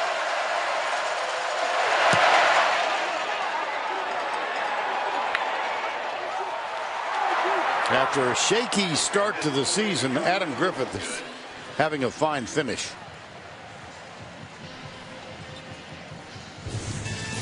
Opening drive, 3rd quarter. Well, how about that? Alabama's best drive, and they didn't score. Only 3 instead of 7. Parkville Monday, an all-new Supergirl takes flight in a new episode of the hit drama Monday at 8, 7 Central. Only CBS.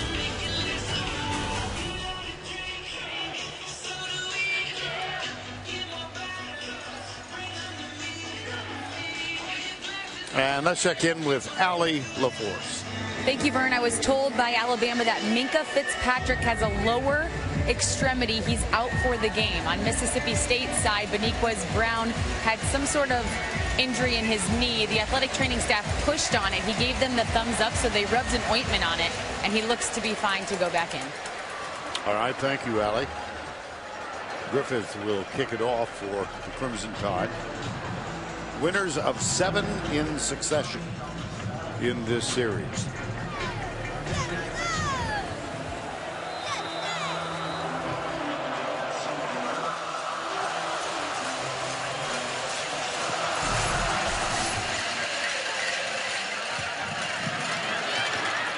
Brandon Holloway.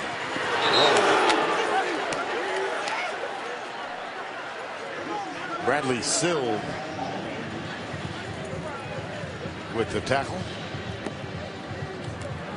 Well, Dak Prescott opted to come back and work on his passing. He did. He said he needed to get better at a lot of things in the offseason. He went to Coach Ramon and said, I want to work on my footwork. I want to get better in the pocket, being able to throw on balance and off balance, find a consistent arm position, and do it with anticipation. I think he has done that. He's a much better throwing quarterback. But there's more than just the physical side of being a quarterback. You know, when you're doing a lot of good things, you have to process that information quicker than he did in the past. Because of that, you get a bigger playbook, more opportunities to throw it. You know, he's been through the SEC. He's seen it all, done it all. Nothing surprises him this year. And finally, nothing to prove but Alabama. And that's a tough one. That's a big check mark. Yes. Well, his team is down 24-3, and that one is almost picked off. Almost more than anyone I think any of us can remember. He is the face of athletics at Mississippi State University, and it's a role he welcomes and handles with such grace. He was chatting with Scott Strickland, the athletic director. I said, give me an adjective. He said, wholesome. Not bad. Nope. Out of the backfield, this is good. Down the sideline. Brandon Holloway. See how quickly he processed the information on this play. Obviously, that's not his first target. Looks left, looks right, realizes that Alabama has bailed on that, dumps it to his back for a first down. When you're a passing quarterback, that's how you have to attack the defense. Make them cover all 5 of your receivers. Tony Brown in the Minkah Fitzpatrick spot right now in this game. Hold on, what was that, a running play? Did I catch just a smidge of sarcasm there? I mean, compared to last week, where we go, was that a pass? Well, here we go. Okay, what was this? But no movement. Nope. You get Gus Wally coming in there trying to move out those linebackers. It's just not happening. And that's why they're running the spread and finessing it. They can't run downhill against Alabama. Prescott got him at the 40. Well, the ball was bounced. I thought it was bounced a couple times, but at the end, Freddie Brown ended up with it. Breaking out, Ragland's on the play, sticks his hands up, but he corrals him. Yeah. Look at it, see it bobbled just before Tia Smith got there. That's a gain of 19. Play fake into the flat behind Holloway, but he's able to grab hold and gets a couple of yards. Number 10 on number 10. Reuben Foster with help from number 24, Gino Matias Smith. I'll tell you, it's really tough to tempo Alabama and make them tired. Now, you may be able to tempo them and get them out of position with lineups, but to get them tired is very difficult. They substitute so quickly, and they are so deep. Yeah, they've got a few elephants in that defensive line. Oh, boy. And they've got Reggie Ragland at linebacker. Talking about deep, this scene from last week's game with LSU, 19 players are on the field ready to adjust to whatever LSU does. Once they see the formation, boom, like a machine. And 11 end up for Kirby Smart's defense. Kirby Smart, defensive coordinator for the Alabama Crimson Tide. Four-man rush. Prescott, watch out. Tim Williams, number 56. That ball came out. That's live. That ball is live. It sure is, and it's DJ Petway who's going to stroll in. Will he make it? Just at the end of the play. That was close to a Leon Lett. Well, I didn't mind the player trying to make the play at all here at the end of it. Ball's free. Is he down? Oh, it might be brought back. I think his knee may be down. Alabama thought his knee was down, but there was no whistle. The ball was fumbled and recovered by the defense. The previous play is under review.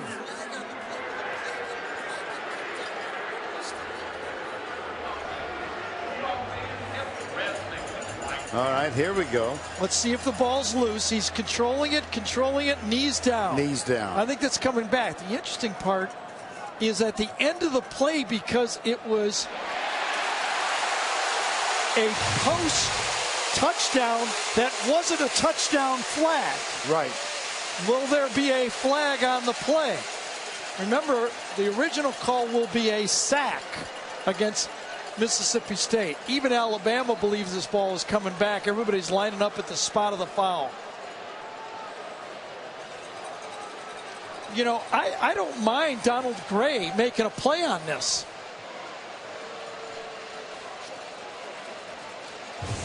Donald Gray, number 6, is going, maybe I can get to him, and shoves him just as he crosses the line. I didn't think that really should have been called. It was right as he was crossing the line. He was hoping to get a turnover, and they get a flag, but it's a dead ball flag. Whatever that means. I don't think Petway believed this was even a live play. He goes, I'm not wasting my energy on this. But what? Here comes Gray. Yep. And just as he crosses, he shoves him. Come on. I don't think so either. I wouldn't throw a flag on that. There's no way I'd throw a flag. I've seen less things happen in my living room than that. Well, if you just give the grandsons Krispy Kremes, right, they wouldn't react like that. That's not that bad. Come on. I don't think it was that bad what happened. But it was called. Right now, Nick says, I don't care about the flag. I just want the sack where it happened. That's all I care about. We're hearing down from the truck, Vern, that dead ball foul will stand, and they'll march off an additional 15 yards. It's a cheap 15, I'll say that. But it wasn't a touchdown. On the other hand, it wasn't sick. Yeah.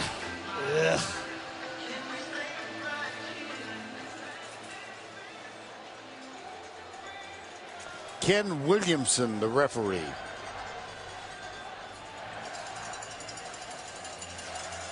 After further review, the runner was down prior to losing possession of the ball. During the play after that, there was an unsportsmanlike conduct penalty against number 6, Mississippi State. That penalty will be enforced, 15 yards. It'll be 4th down.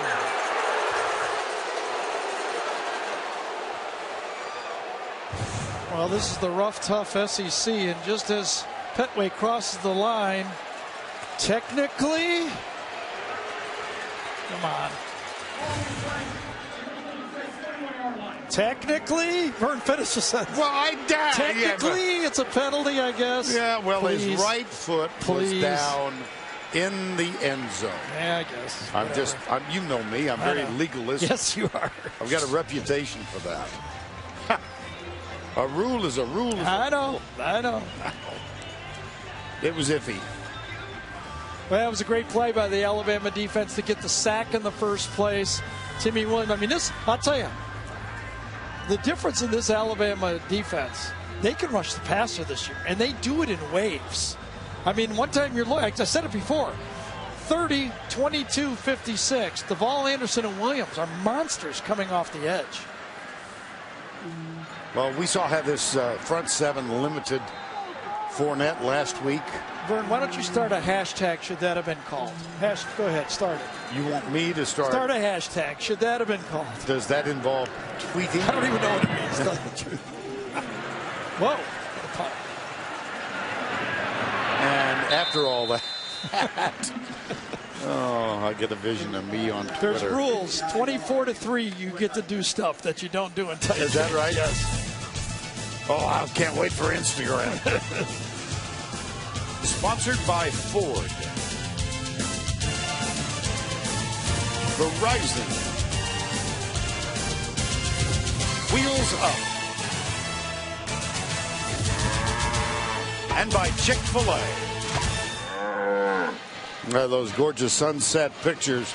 Aerial coverage provided by Goodyear. For 60 years, Goodyear has provided aerial coverage of college football's greatest traditions and biggest rivalries. Alabama, Mississippi State. These two schools, by the way, separated by only 83 miles and the state line. So Alabama bust over from Tuscaloosa last night, and they did stay in the nearby town of Columbus. Can there be any more contrast between two schools so close in proximity, yet so far apart in the history of college football? No, I don't think so. I mean, it's Alaska, Florida, isn't it? Yeah.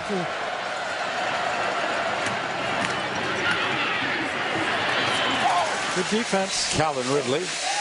Well, top 10 today. Clemson leading. Alabama's leading in this one. Ohio State won again. Notre Dame over Wake Forest. The Iowa-Oklahoma State game is the key one. Yes. That's the one that everybody's looking at right now. 24-21 right now. And then Arkansas at LSU. Look how wide this split is down here at the bottom. Is you going to different looking split. Derrick Henry.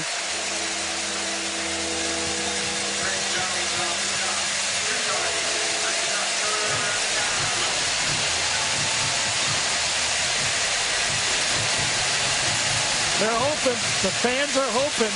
They're not buying yet, but they're hoping.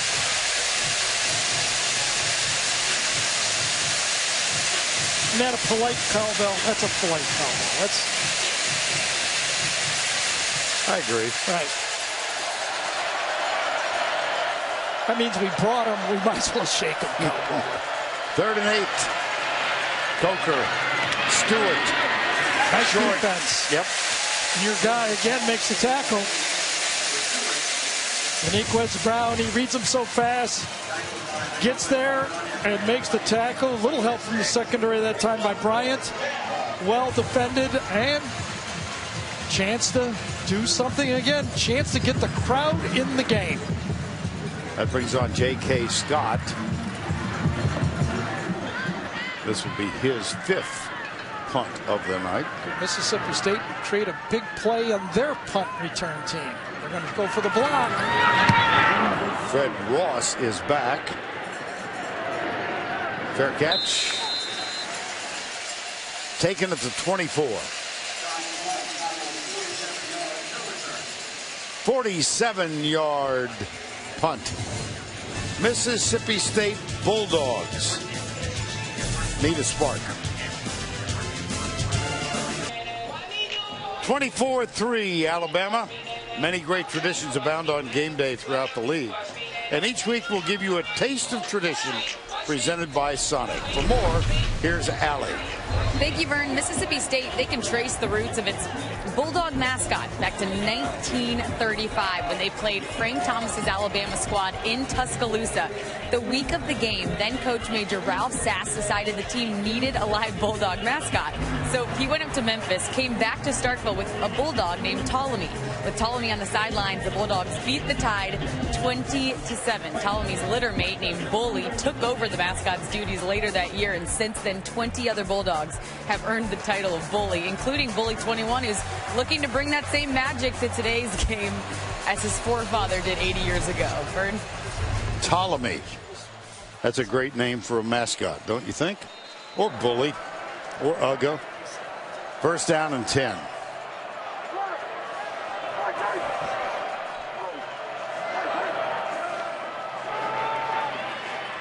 Prescott. Oh, beautiful throw. Well covered by Ragland, too. Fred Ross.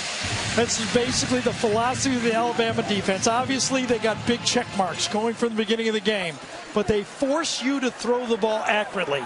If you can, there's opportunities, but they force you to do it over and over and over again. Prescott's got it for the first down. He is scissored as he gets in the air. And that is a Mississippi State first down. I'll tell you what, he physically is paying the price in this game. He is the running attack. He is the passing attack. He's the leader of the team.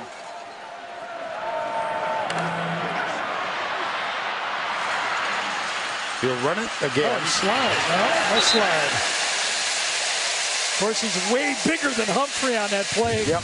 It's like Humphrey said, can I slide here? Because Prescott comes and goes, no. Woo! You know, I think of all the quarterbacks that Alabama has faced and the games they have lost, we went through the list. I think Prescott most closely plays like Cam Newton. Funny you should mention. Here's a nice run. Ross out of bounds at the 31-yard line. Nice little deceptive play here. Dak Prescott looks to his left, comebacks to the right. Good block downfield, and boy, nice job by Wilson not getting the holding penalty. Got to score. Got to score. 4-down territory. Gets it complete to Ross again. Oh, Donald Gray. I'll tell you what, I like Donald Gray. You know, was his knee down is the only question I had when he caught the pass. Donald Gray has played a really strong football game. Junior college transfer. He had that penalty, we'll call it penalty, since they marched off 15. But he has played hard. Remember, he had the long catch down the sideline. Prescott. There it is again. Wally, the tight end. First and goal at the 6. Prescott has some skills. I'll tell you, he's going to go high in the draft. When you can throw the ball like this, look at that coverage. Couldn't put it anywhere else and complete that ball, and he did it.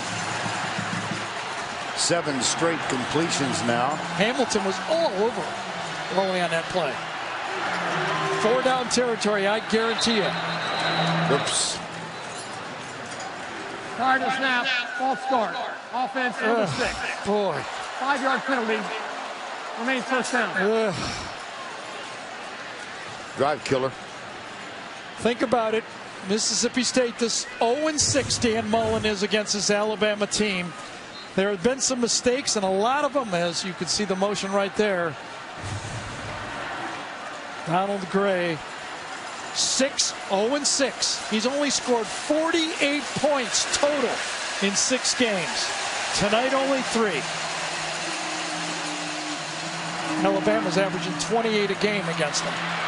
Prescott, it'll be second down.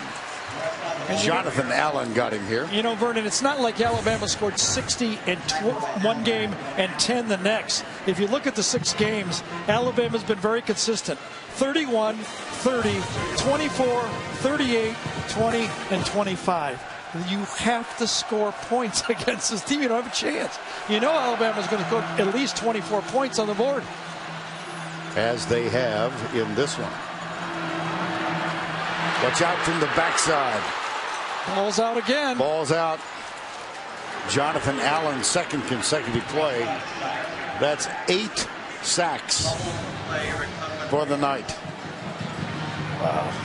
Oh. Rufus Warren was beat cleanly, and Allen is showing to you why a lot of people believe he may be the first defensive lineman in this league taken, and there are some good ones in this league.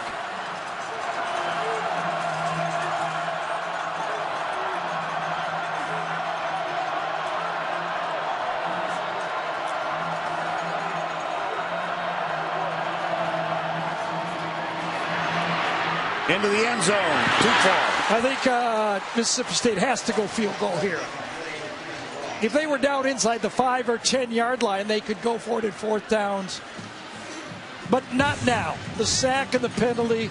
Look at this throw. Dak goes right down the middle with it. He's got an opportunity, but it had to be perfect. We talked about it. You got to throw the ball perfect, and that one was not. And Freddie Ross had a chance, but just a foot too high. That will bring on Weston Graves from 39 yards out.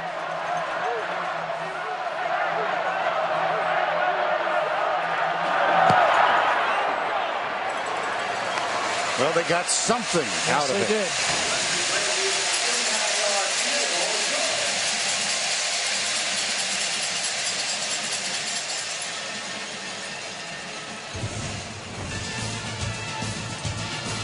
Dak Prescott got his team into a 1st and goal.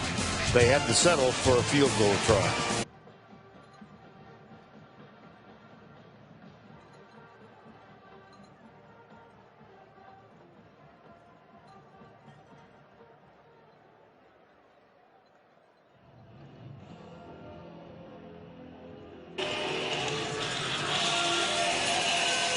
All right, Adam, thank you. Tonight on CBS, we'll begin with a special 48 hours and we'll concentrate on coverage of the Paris attacks, followed by the CBS Democratic presidential debate tonight, only CBS.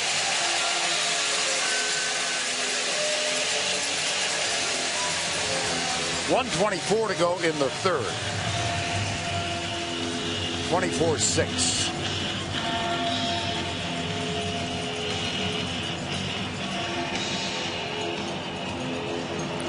Devin Bell will kick off, and it is a good one.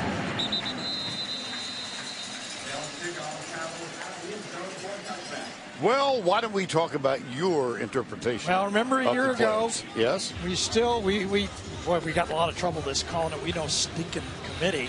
But a year ago, I said these teams were in if they won out. A year, 53 weeks ago today, okay, Alabama, Florida State, and Oregon won out. Well, today we still don't need a committee. If the Big Ten champ, Ohio State or Iowa, wins out, they're in. Clemson, if they win out, they're in. Baylor, if they win out, or Oklahoma State.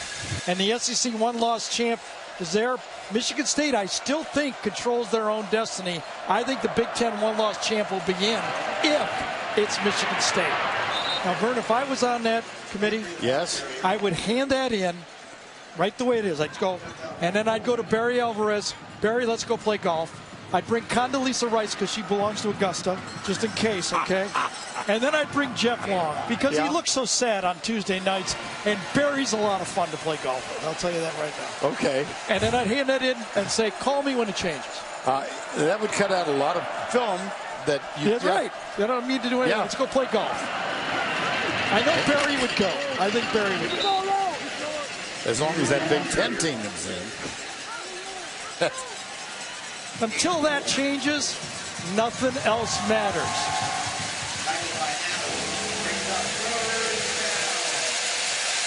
Henry has gone over 100, helped in no small part by a 74-yard touchdown run in the first half. Final 19 seconds, third quarter.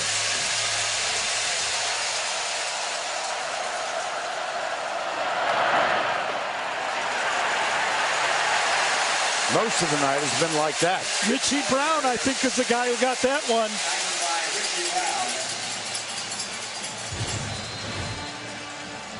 Right there, Richie Brown. Watch him make the play. We visited with Richie. Boom! One-on-one, gets a little help from behind. And they get the stop. It's very close. Did they get the first down or not? It was real close. Did they mark first down or not? I was doing the replay. Well, that's the fourth quarter indication. The drama will continue. We'll find out shortly. That's the end of 3. Back to Starkville after this message and a word from your local station. Now he's got an angle, and it's a foot race to the corner. Touchdown, Alabama. Give it to Henry. Watch out. Watch. And we're back live on first down. It's Henry again going left. And on first down, he picks up about 8 yards. Obviously, they got the first down on the one before, right? Yes, very perspective. Well, you know, we went through this, Vern, all the little things that Mississippi State had to do. I think 2 things have stood out for me. No help for Dak Prescott, no running back, and the defensive line talent has been on the big check instead of the other check. 8 sacks. Dak Prescott in his career has never been sacked more than 3 times. A big difference in the game, and obviously the big plays by Alabama. They're really, really good. They're really good. Well, 3 plays in excess of 50 yards, and they lead it 24-6. Alabama's had 9 sacks, 3 big plays for touchdowns. Mississippi State has been in the red zone 3 times, 2 field goals.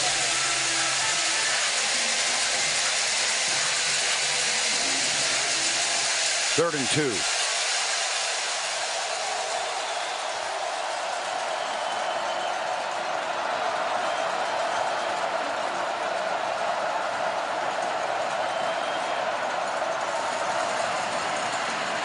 Henry. Tackled by Brandon Bryant, number 20.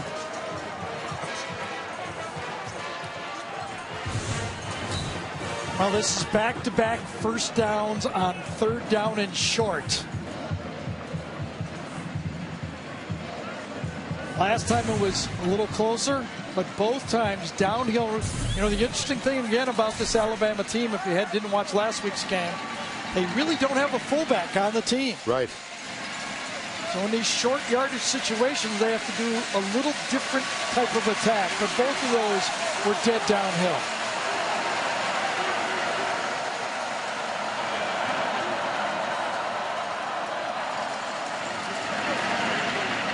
Henry slipped.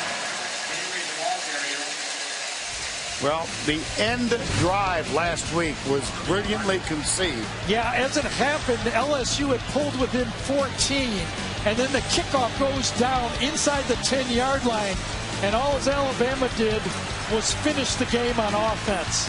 I thought that was the biggest pressurized game. They're not going to probably finish the game on offense on this drive, but they're surely trying to shorten the game now. Remember, Mississippi State has 74 plays to 35 or 6 going into the fourth quarter. They want to give their defense a rest. There's the flip out to O.J. Howard. That's his first catch tonight. This was a busted play. Either the quarterback or the running back went the wrong way. There was no play action pass, but once it was dumped off, one missed tackle, and they're into the secondary for another first down. I think it was Zach Jackson, number 14, that missed the tackle. First down at the 40. The odd part about Alabama having big plays is they have not had big plays in the passing game. In the last 3 games, you know, Jake Coker's been accurate, but he's only had 6 plus 20-yard passes in the last 3 games. Out on the left side, it's Calvin Ridley. Just to reemphasize as we watch that pass to Ridley, Jake in the last 3 games has gone 58 for 76, 76%, but just 6 of them were for 20 yards or more. 2 to Stewart, 2 to Ridley, 1 to Drake, and 1 to Howard. Now, they've added a couple more today. Yeah, yes. Well, he had gone through a dearth of touchdown passes in previous games, and he had the big one to Ridley earlier in this game. Getting a little... Well, I do think this Alabama team, Vern, is the one team that can beat you so many different ways. It's kind of been the theme watching them through this whole great run that Nick Saban has built here at Alabama from 2008 on. They beat you 5 different ways. Which one you want to choose? Henry still upright. Yeah, I thought that play was defended, and he ran right through it. I don't even know if it was blocked correctly. He comes off the edge. Someone's standing right there to make the tackle, and he runs through 2 tackles again. I think at that time it was Richie Brown, 39, that had the angle and misjudged it. There's Richie Brown, only married member of the Mississippi State team, and his family, like so many others, so affected by Hurricane Katrina. They were away from their home for better than 6 months. Here's a pass almost intercepted. Richie Brown. And there are occasions when you meet these young student athletes and you just go, gosh, here's a young man, Richie Brown. First of all, he's worn a beard since he was 16. I mean, many of us couldn't even think about that till we were 21. He's married. He's a tightrope walker, and he plays classical piano. To say he's a man of diverse interests is to say, you know, there's some good ones in college football. How he picks those holes.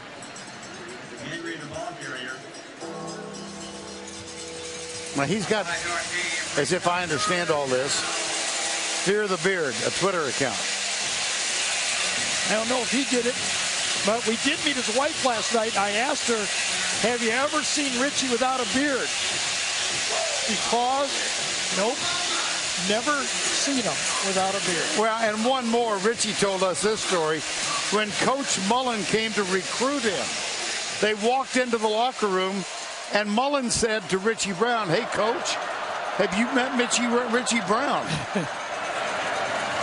Oh, gosh. Nothing there. No. Good defense. Allie, help us out.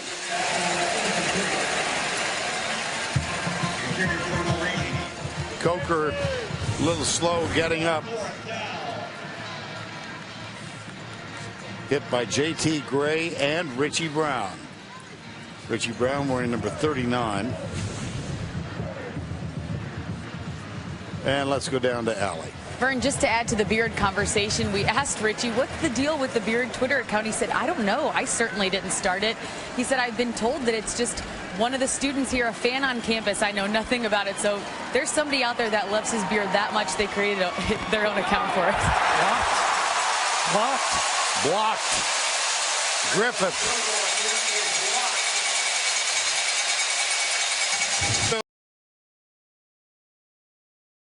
Cleveland.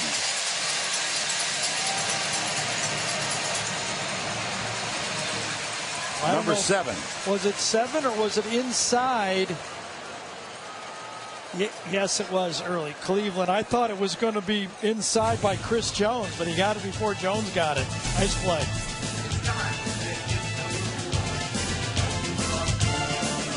Well, we had a scoreless first quarter, led in large part by plays like this. This was Prescott, stopped short. A first quarter goal line stand by the Crimson Tide, and then this punt return became the first of 3 touchdowns in excess of 50 yards. This was Ridley. Cyrus Jones with the punt return. Ridley with another one, and then he had been so quiet, had Derrick Henry, but not for long. 74 yards, and tough news for Alabama. Their running back Kenyon Drake, apparently, according to Nick Saban, broke his right arm on that kickoff coverage. And Dak Prescott has gone down 9 times. That is a career high. Now Coker. Yeah, he got hit on that last pass play, and they were reaching under his, I thought it was his right shoulder. And Allie's going to get into that tent today. I'm pretty sure she'll get it. Just ask Nick. Nick will let her in, don't you think? Yeah. I think not. This is Brandon Holloway. Holloway, the ball carrier. Well, they have not allowed a touchdown in the fourth quarter thus far this year. They've only allowed 12 points in the fourth quarter. But first they need to score. Yes. And that's not helpful. Tony Brown defending. Well, the thing is, Mika Fitzpatrick goes down for an injury, so they bring in another 5-star corner, Tony Brown. You know, that last drive by Alabama was 7 minutes, 6 minutes, 57 seconds. They did not get any points, but it was effective. With all the plays Mississippi State had, that defense really needed a blow. Here's Prescott, incomplete. And yeah, what do you do? 4th and 4. One of the managers went down. What do you think? I think you got to go for it, don't you? There's 9 minutes left. Well, Cyrus Jones is back at the 40 in case the punt. Here's Coker back. Cooper Bateman was warming up just a moment ago. No? Oh, I'd go for it. Yep. Maybe they got a fake punt. Alabama's playing defense safe.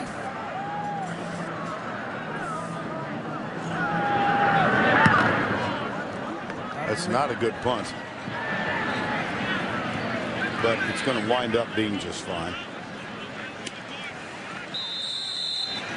The only problem is Alabama probably is going to take another 2 or 3 minutes off, even if the drive doesn't work. I don't quite get it. Jacob Coker coming back on the field. Alabama has the ball again. CBS is sponsored by Aflac, Ram Trucks, New York Life, and by Cade Jewelers. Aerial coverage provided by Goodyear for 60 years. Goodyear has provided aerial coverage of college football's greatest traditions and biggest rivalries. We're in the fourth quarter. 8:51 remaining, 24-6. And Jake Coker is back at quarterback. Magic tent comes through again. What goes on? This music fits the tent, by the way, too. What goes on in the tent? First down 10. Bit of a high snap. Watch out. Oh, so close. Brandon Bryant, number 20. Brandon Bryant was injured on the one long run, was not in the game. It would have been nice to get a tackle just like that, or it wouldn't have been a big long touchdown run. Now here's Nicewinder. Here's Bryant. He's good to watch. Had a great game against LSU. Yes. Nicewinder's number 46.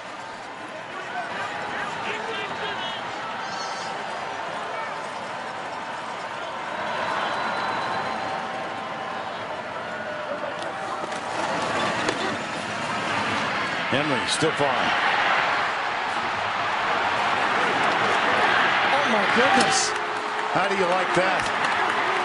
I thought number 11, Kevon Coleman, had the angle easily on Henry, and he ripped right through. Reminded me of Eric Dickerson right there.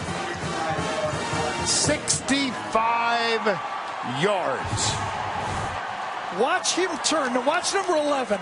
He's got the angle. And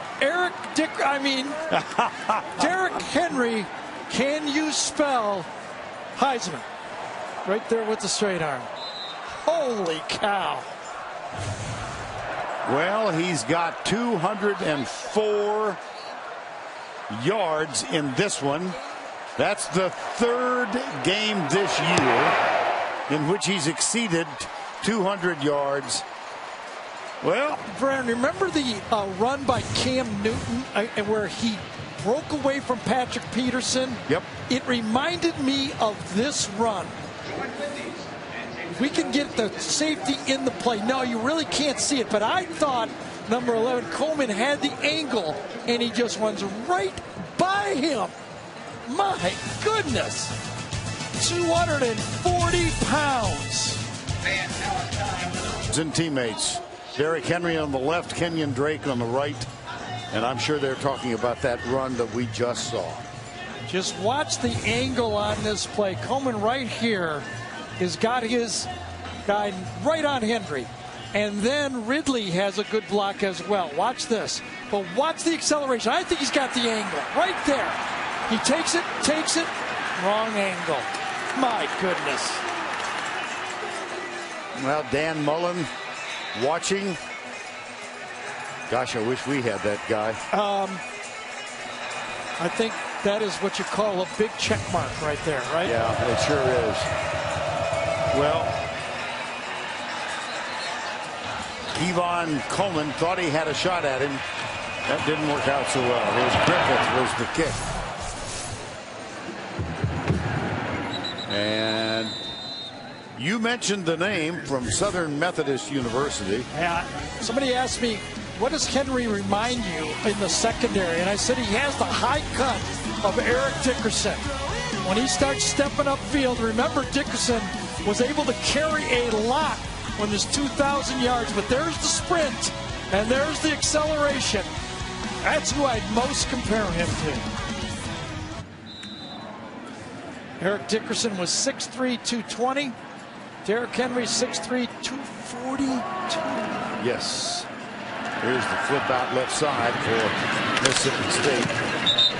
That's Fred Ross, who's had a busy day today. Well, you saw the mention of the 3 200-yard games.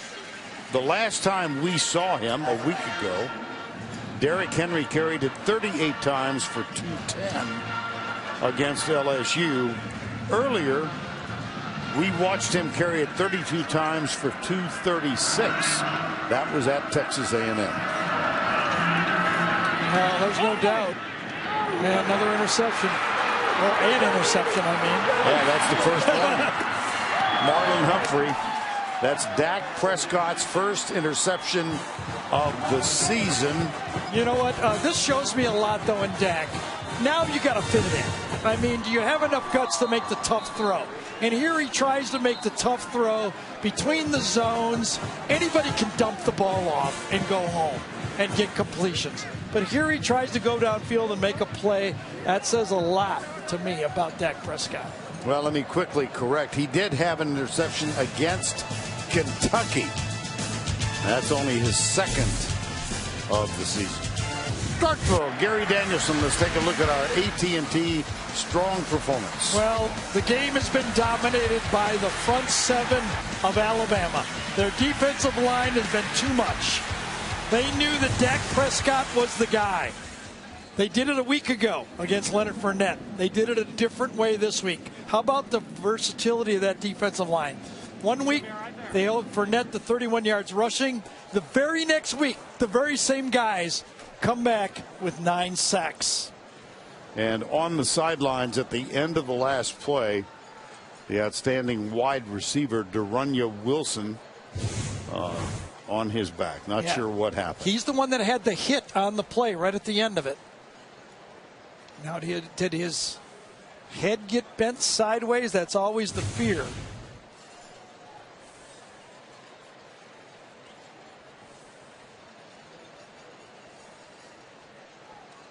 The medical staff at Mississippi State. And that's Dan Mullen looking over in the white coat as well. Right.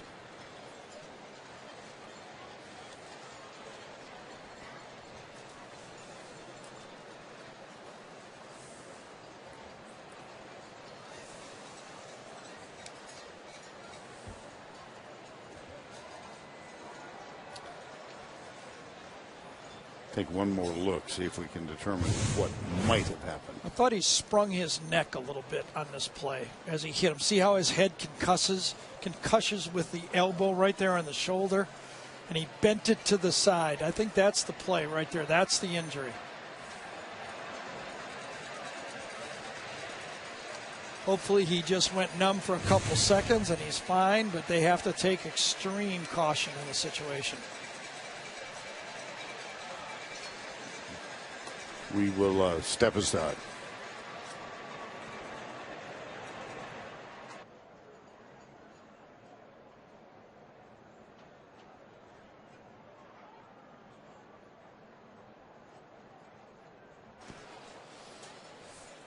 All right, Adam, thank you. They are still tending to Darunya Wilson.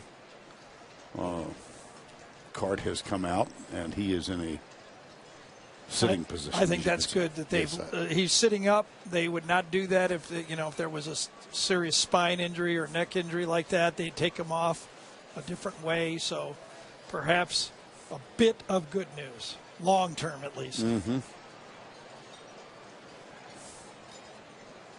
Well, Mississippi State fans expressing concern, as you can tell. Nick Saban came over, standing next to Dan Mullen.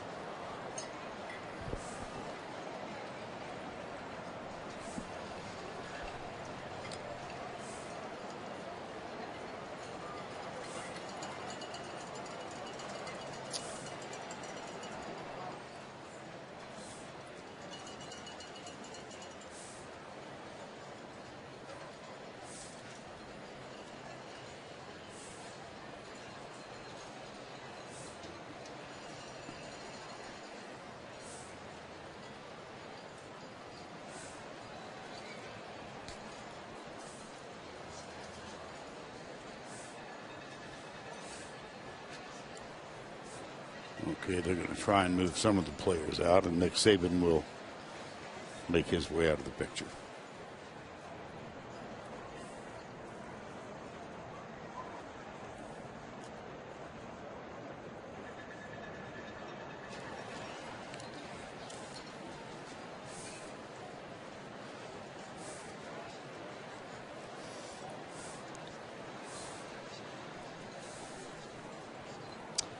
Well, excuse me for Vern, for Georgia and Mark Richt, since the world was ending, as we going to peek at the Eastern standings, Florida obviously has won. That's over. They're going to be in the championship, but they want to get there just with one loss, still have Florida State in front of them. But how about Georgia answering? And that means that Alabama just has a wounded Auburn team that they're going to have standing in the way for them now. Yes, that's right. They will finish the season in the Iron Bowl in Auburn. They have a game scheduled against Charleston Southern. I haven't even looked, but I'm sure that's homecoming. And then they go down to Auburn. Alabama about to win this. Next week we'll be at the LSU Ole Miss matchup.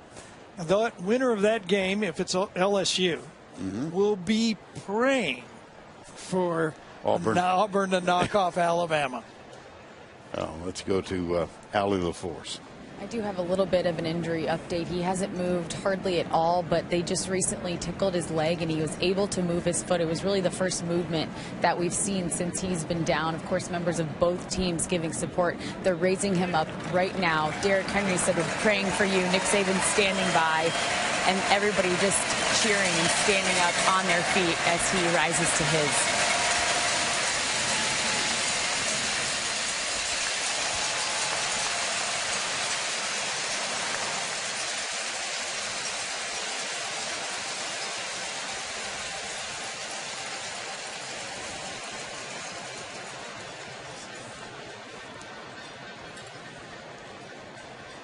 Well, the understandably concerned fans remain attentive in the stands. Yep, that's good news. Sure is. These players risk their careers and sometimes even their life on any play in playing football like that, and that was a dangerous one.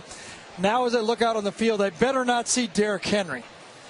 He's got his over 200 yards. Remember, Kenyon Drake has been injured. I think it's now time to give Damian Harris a few carries and get another back ready for the Iron Bowl. Remember, they've got a game in between that they can feature Damian Harris, but Henry doesn't need any more carries in this game.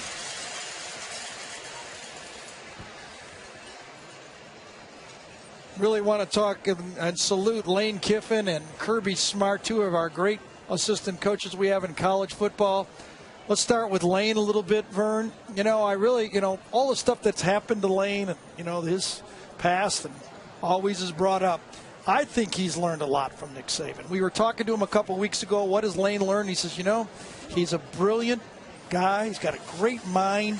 He can call plays, but he's learned to coach everybody now. He's learned to bring everybody along, and you can't argue with the success he's had with this Alabama team. And Kirby Smart, as we watch Wilson go off the field to the crowd cheering. I think Kirby Smart is one of the best college football coaches we have in this game, and he's ready to get a head coaching job as well.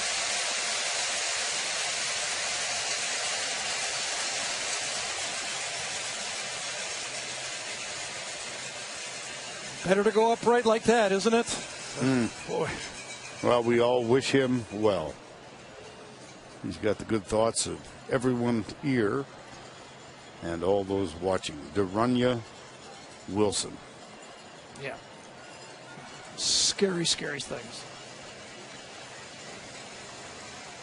See on the left, Bill Martin, the outstanding sports information director here at Mississippi State, who will follow the cart in or not. Come this way.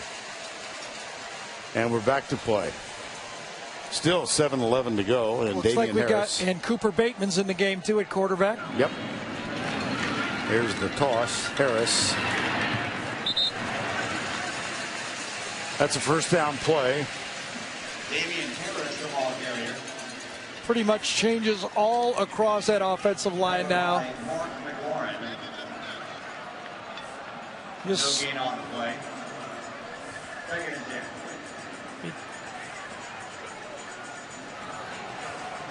the only way Henry gets in there is if he sneaks in. There's no way they're going to let him in. Or if they decide to use him on punt coverage. How far? Yes, exactly. How far do you think Jay Coker has come since the beginning of this year? Oh, my gosh. To right now. Vern told the story about him not starting that Ole Miss game. That really was the turning point for him. Well, they started Cooper Bateman, and Bo Scarborough is in right now, number 9. That's only his third carry of the year. Yeah. There's Jacob Coker. And he told us, remember how he got, I'm going to use him, he got irritated. He did. When he didn't start.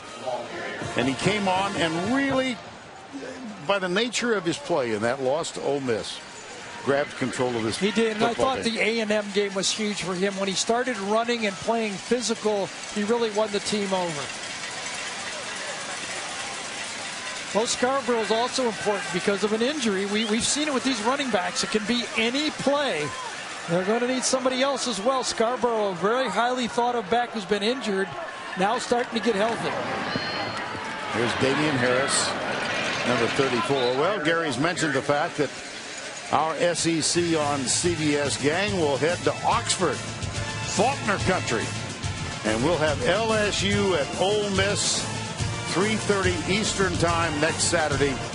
It all began with the Auto Trader College football today. Next Saturday at 3 o'clock. Anytime we go to Oxford, we all hope we get to see Archie and Olivia. Smartest guy in the world. He left the committee the first one to leave. Mississippi State, Dan Mullen. They've got games at Arkansas. They host Ole Miss, and they could win a bowl game. They still could get to 10 wins this year. Yep. Move on to it. Yes. Well, Dan Mullen grew up in Manchester, New Hampshire. He was a quarterback at Trinity High School, and he's got 10 of his high school teammates, Trinity class of 1988, who are visiting Dan and Megan and the kids this weekend. I think they hoped for a little more positive outcome than this. But they played basketball yesterday. Yeah, they did. Yeah. Dan was all taped up. Yep. After playing basketball. 1 for 70. Bringing in Fitzgerald now, the backup quarterback's going to get a few snaps. He's the future. Redshirt freshman.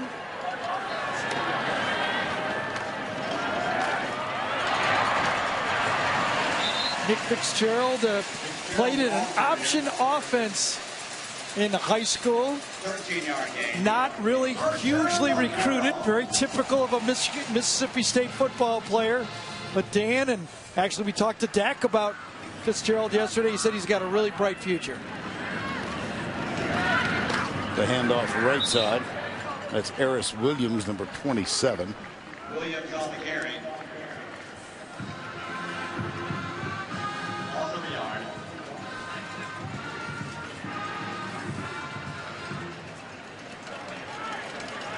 Clock now at 4:05.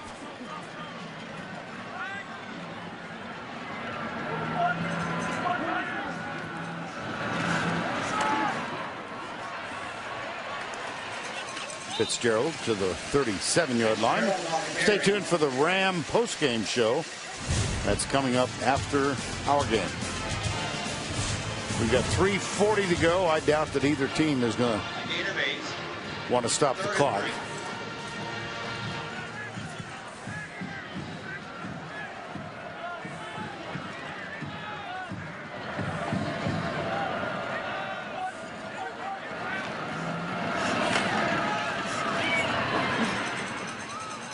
That may be enough for a first down. Nick Fitzgerald. You know, going back, just thinking about that first drive by Mississippi State when it got down there on that red zone and could not push it in. Right. Oh, that first stop, when you think about it, we talked about it. You know, Alabama, we figured they're going to score 24 to 35 points. Mississippi State cannot score points against Alabama, cannot produce points. I said they wanted a Big 12 score. They didn't get it. No. Fitzgerald brought down. Dalvin Tomlinson. Well, this was close to being another sack, was it, behind the line of scrimmage? 1 yard gain. Second down and 9. Let's see if they give him another sack. Yes, they did. No, they didn't. Got across the line of scrimmage, so it was not.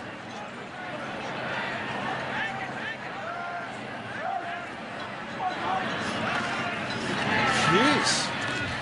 Another run? Wow. Fitzgerald on the carry. Now time for the Napa play of the game. We're going to take you back to the first half. And Cyrus Jones gathering this punt in, breaking into the open, heading for the corner. And he winds up strolling in 69 yards.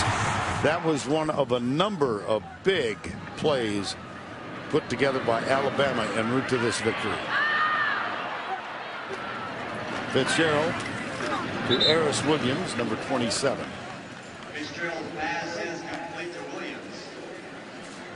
Well, the longtime lieutenant, Kirby Smart's name's really starting to boil up everywhere around the country. Can't learn any better than Kirby, can't do any better job. The 2 shutouts basically he's pitched the last 2 weeks. He stopped the run game, and then he stopped the wide open Prescott pass game. Can't do it any better than Kirby Smart is. Across the middle, incomplete. No flag. Fitzgerald's fastball incomplete, intended for Miles. Gave Miles the intended receiver. Yeah, well, he got a chance to throw a couple balls against Alabama, test the waters out here. Obviously, Dak's gone from this team next year, so he'll be one of the guys fighting for that spot. 31-6.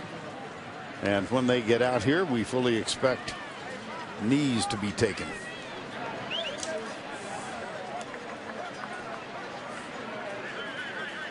I'm not sure. I would think that they would run the backups and give Damian Harris a few chances to, again. Well, you're right. Which one of us played 13 years in the NFL? No, I could have been wrong. I'm just saying, maybe now they'll do it, but I just think he's got backup offensive linemen in, he's got a backup quarterback. He lost his running back probably for the year. He wants his other guys to get a little taste of action. I don't see anything wrong with this. You're thinking Auburn now. Sure.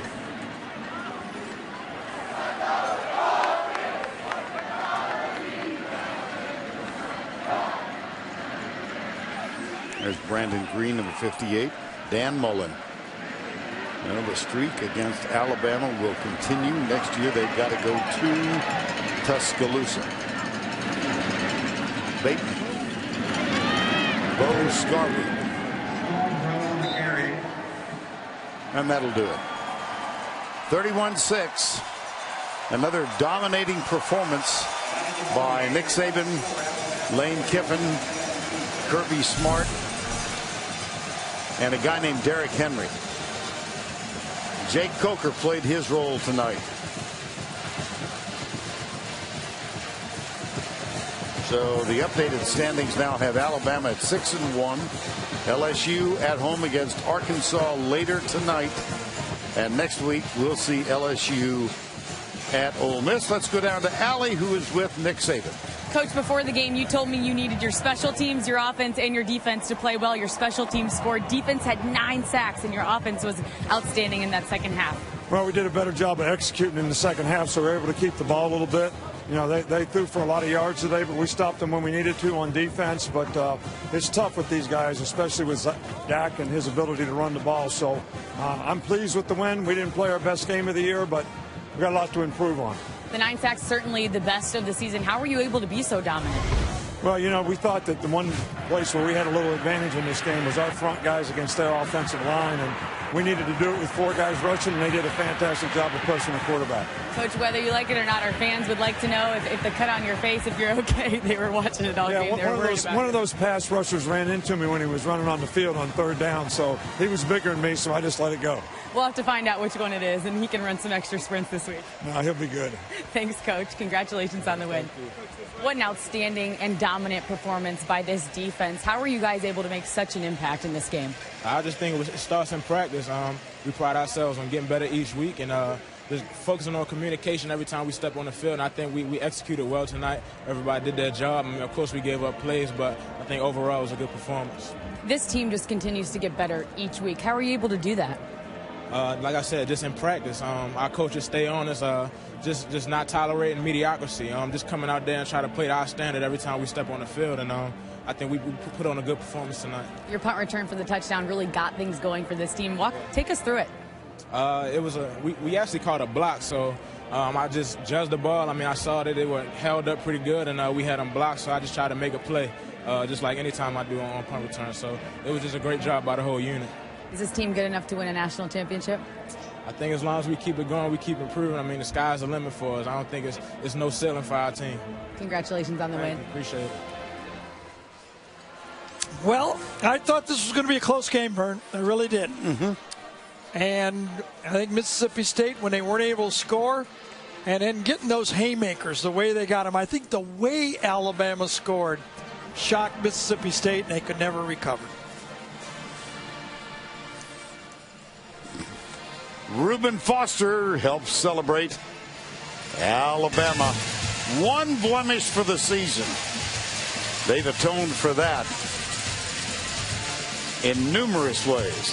For Gary Danielson and Allie LaForce, I'm Vern Lundquist saying so long from Starkville with a final score, Alabama 31, Mississippi State 6. The Ram postgame show up next after these messages and a word from your local station.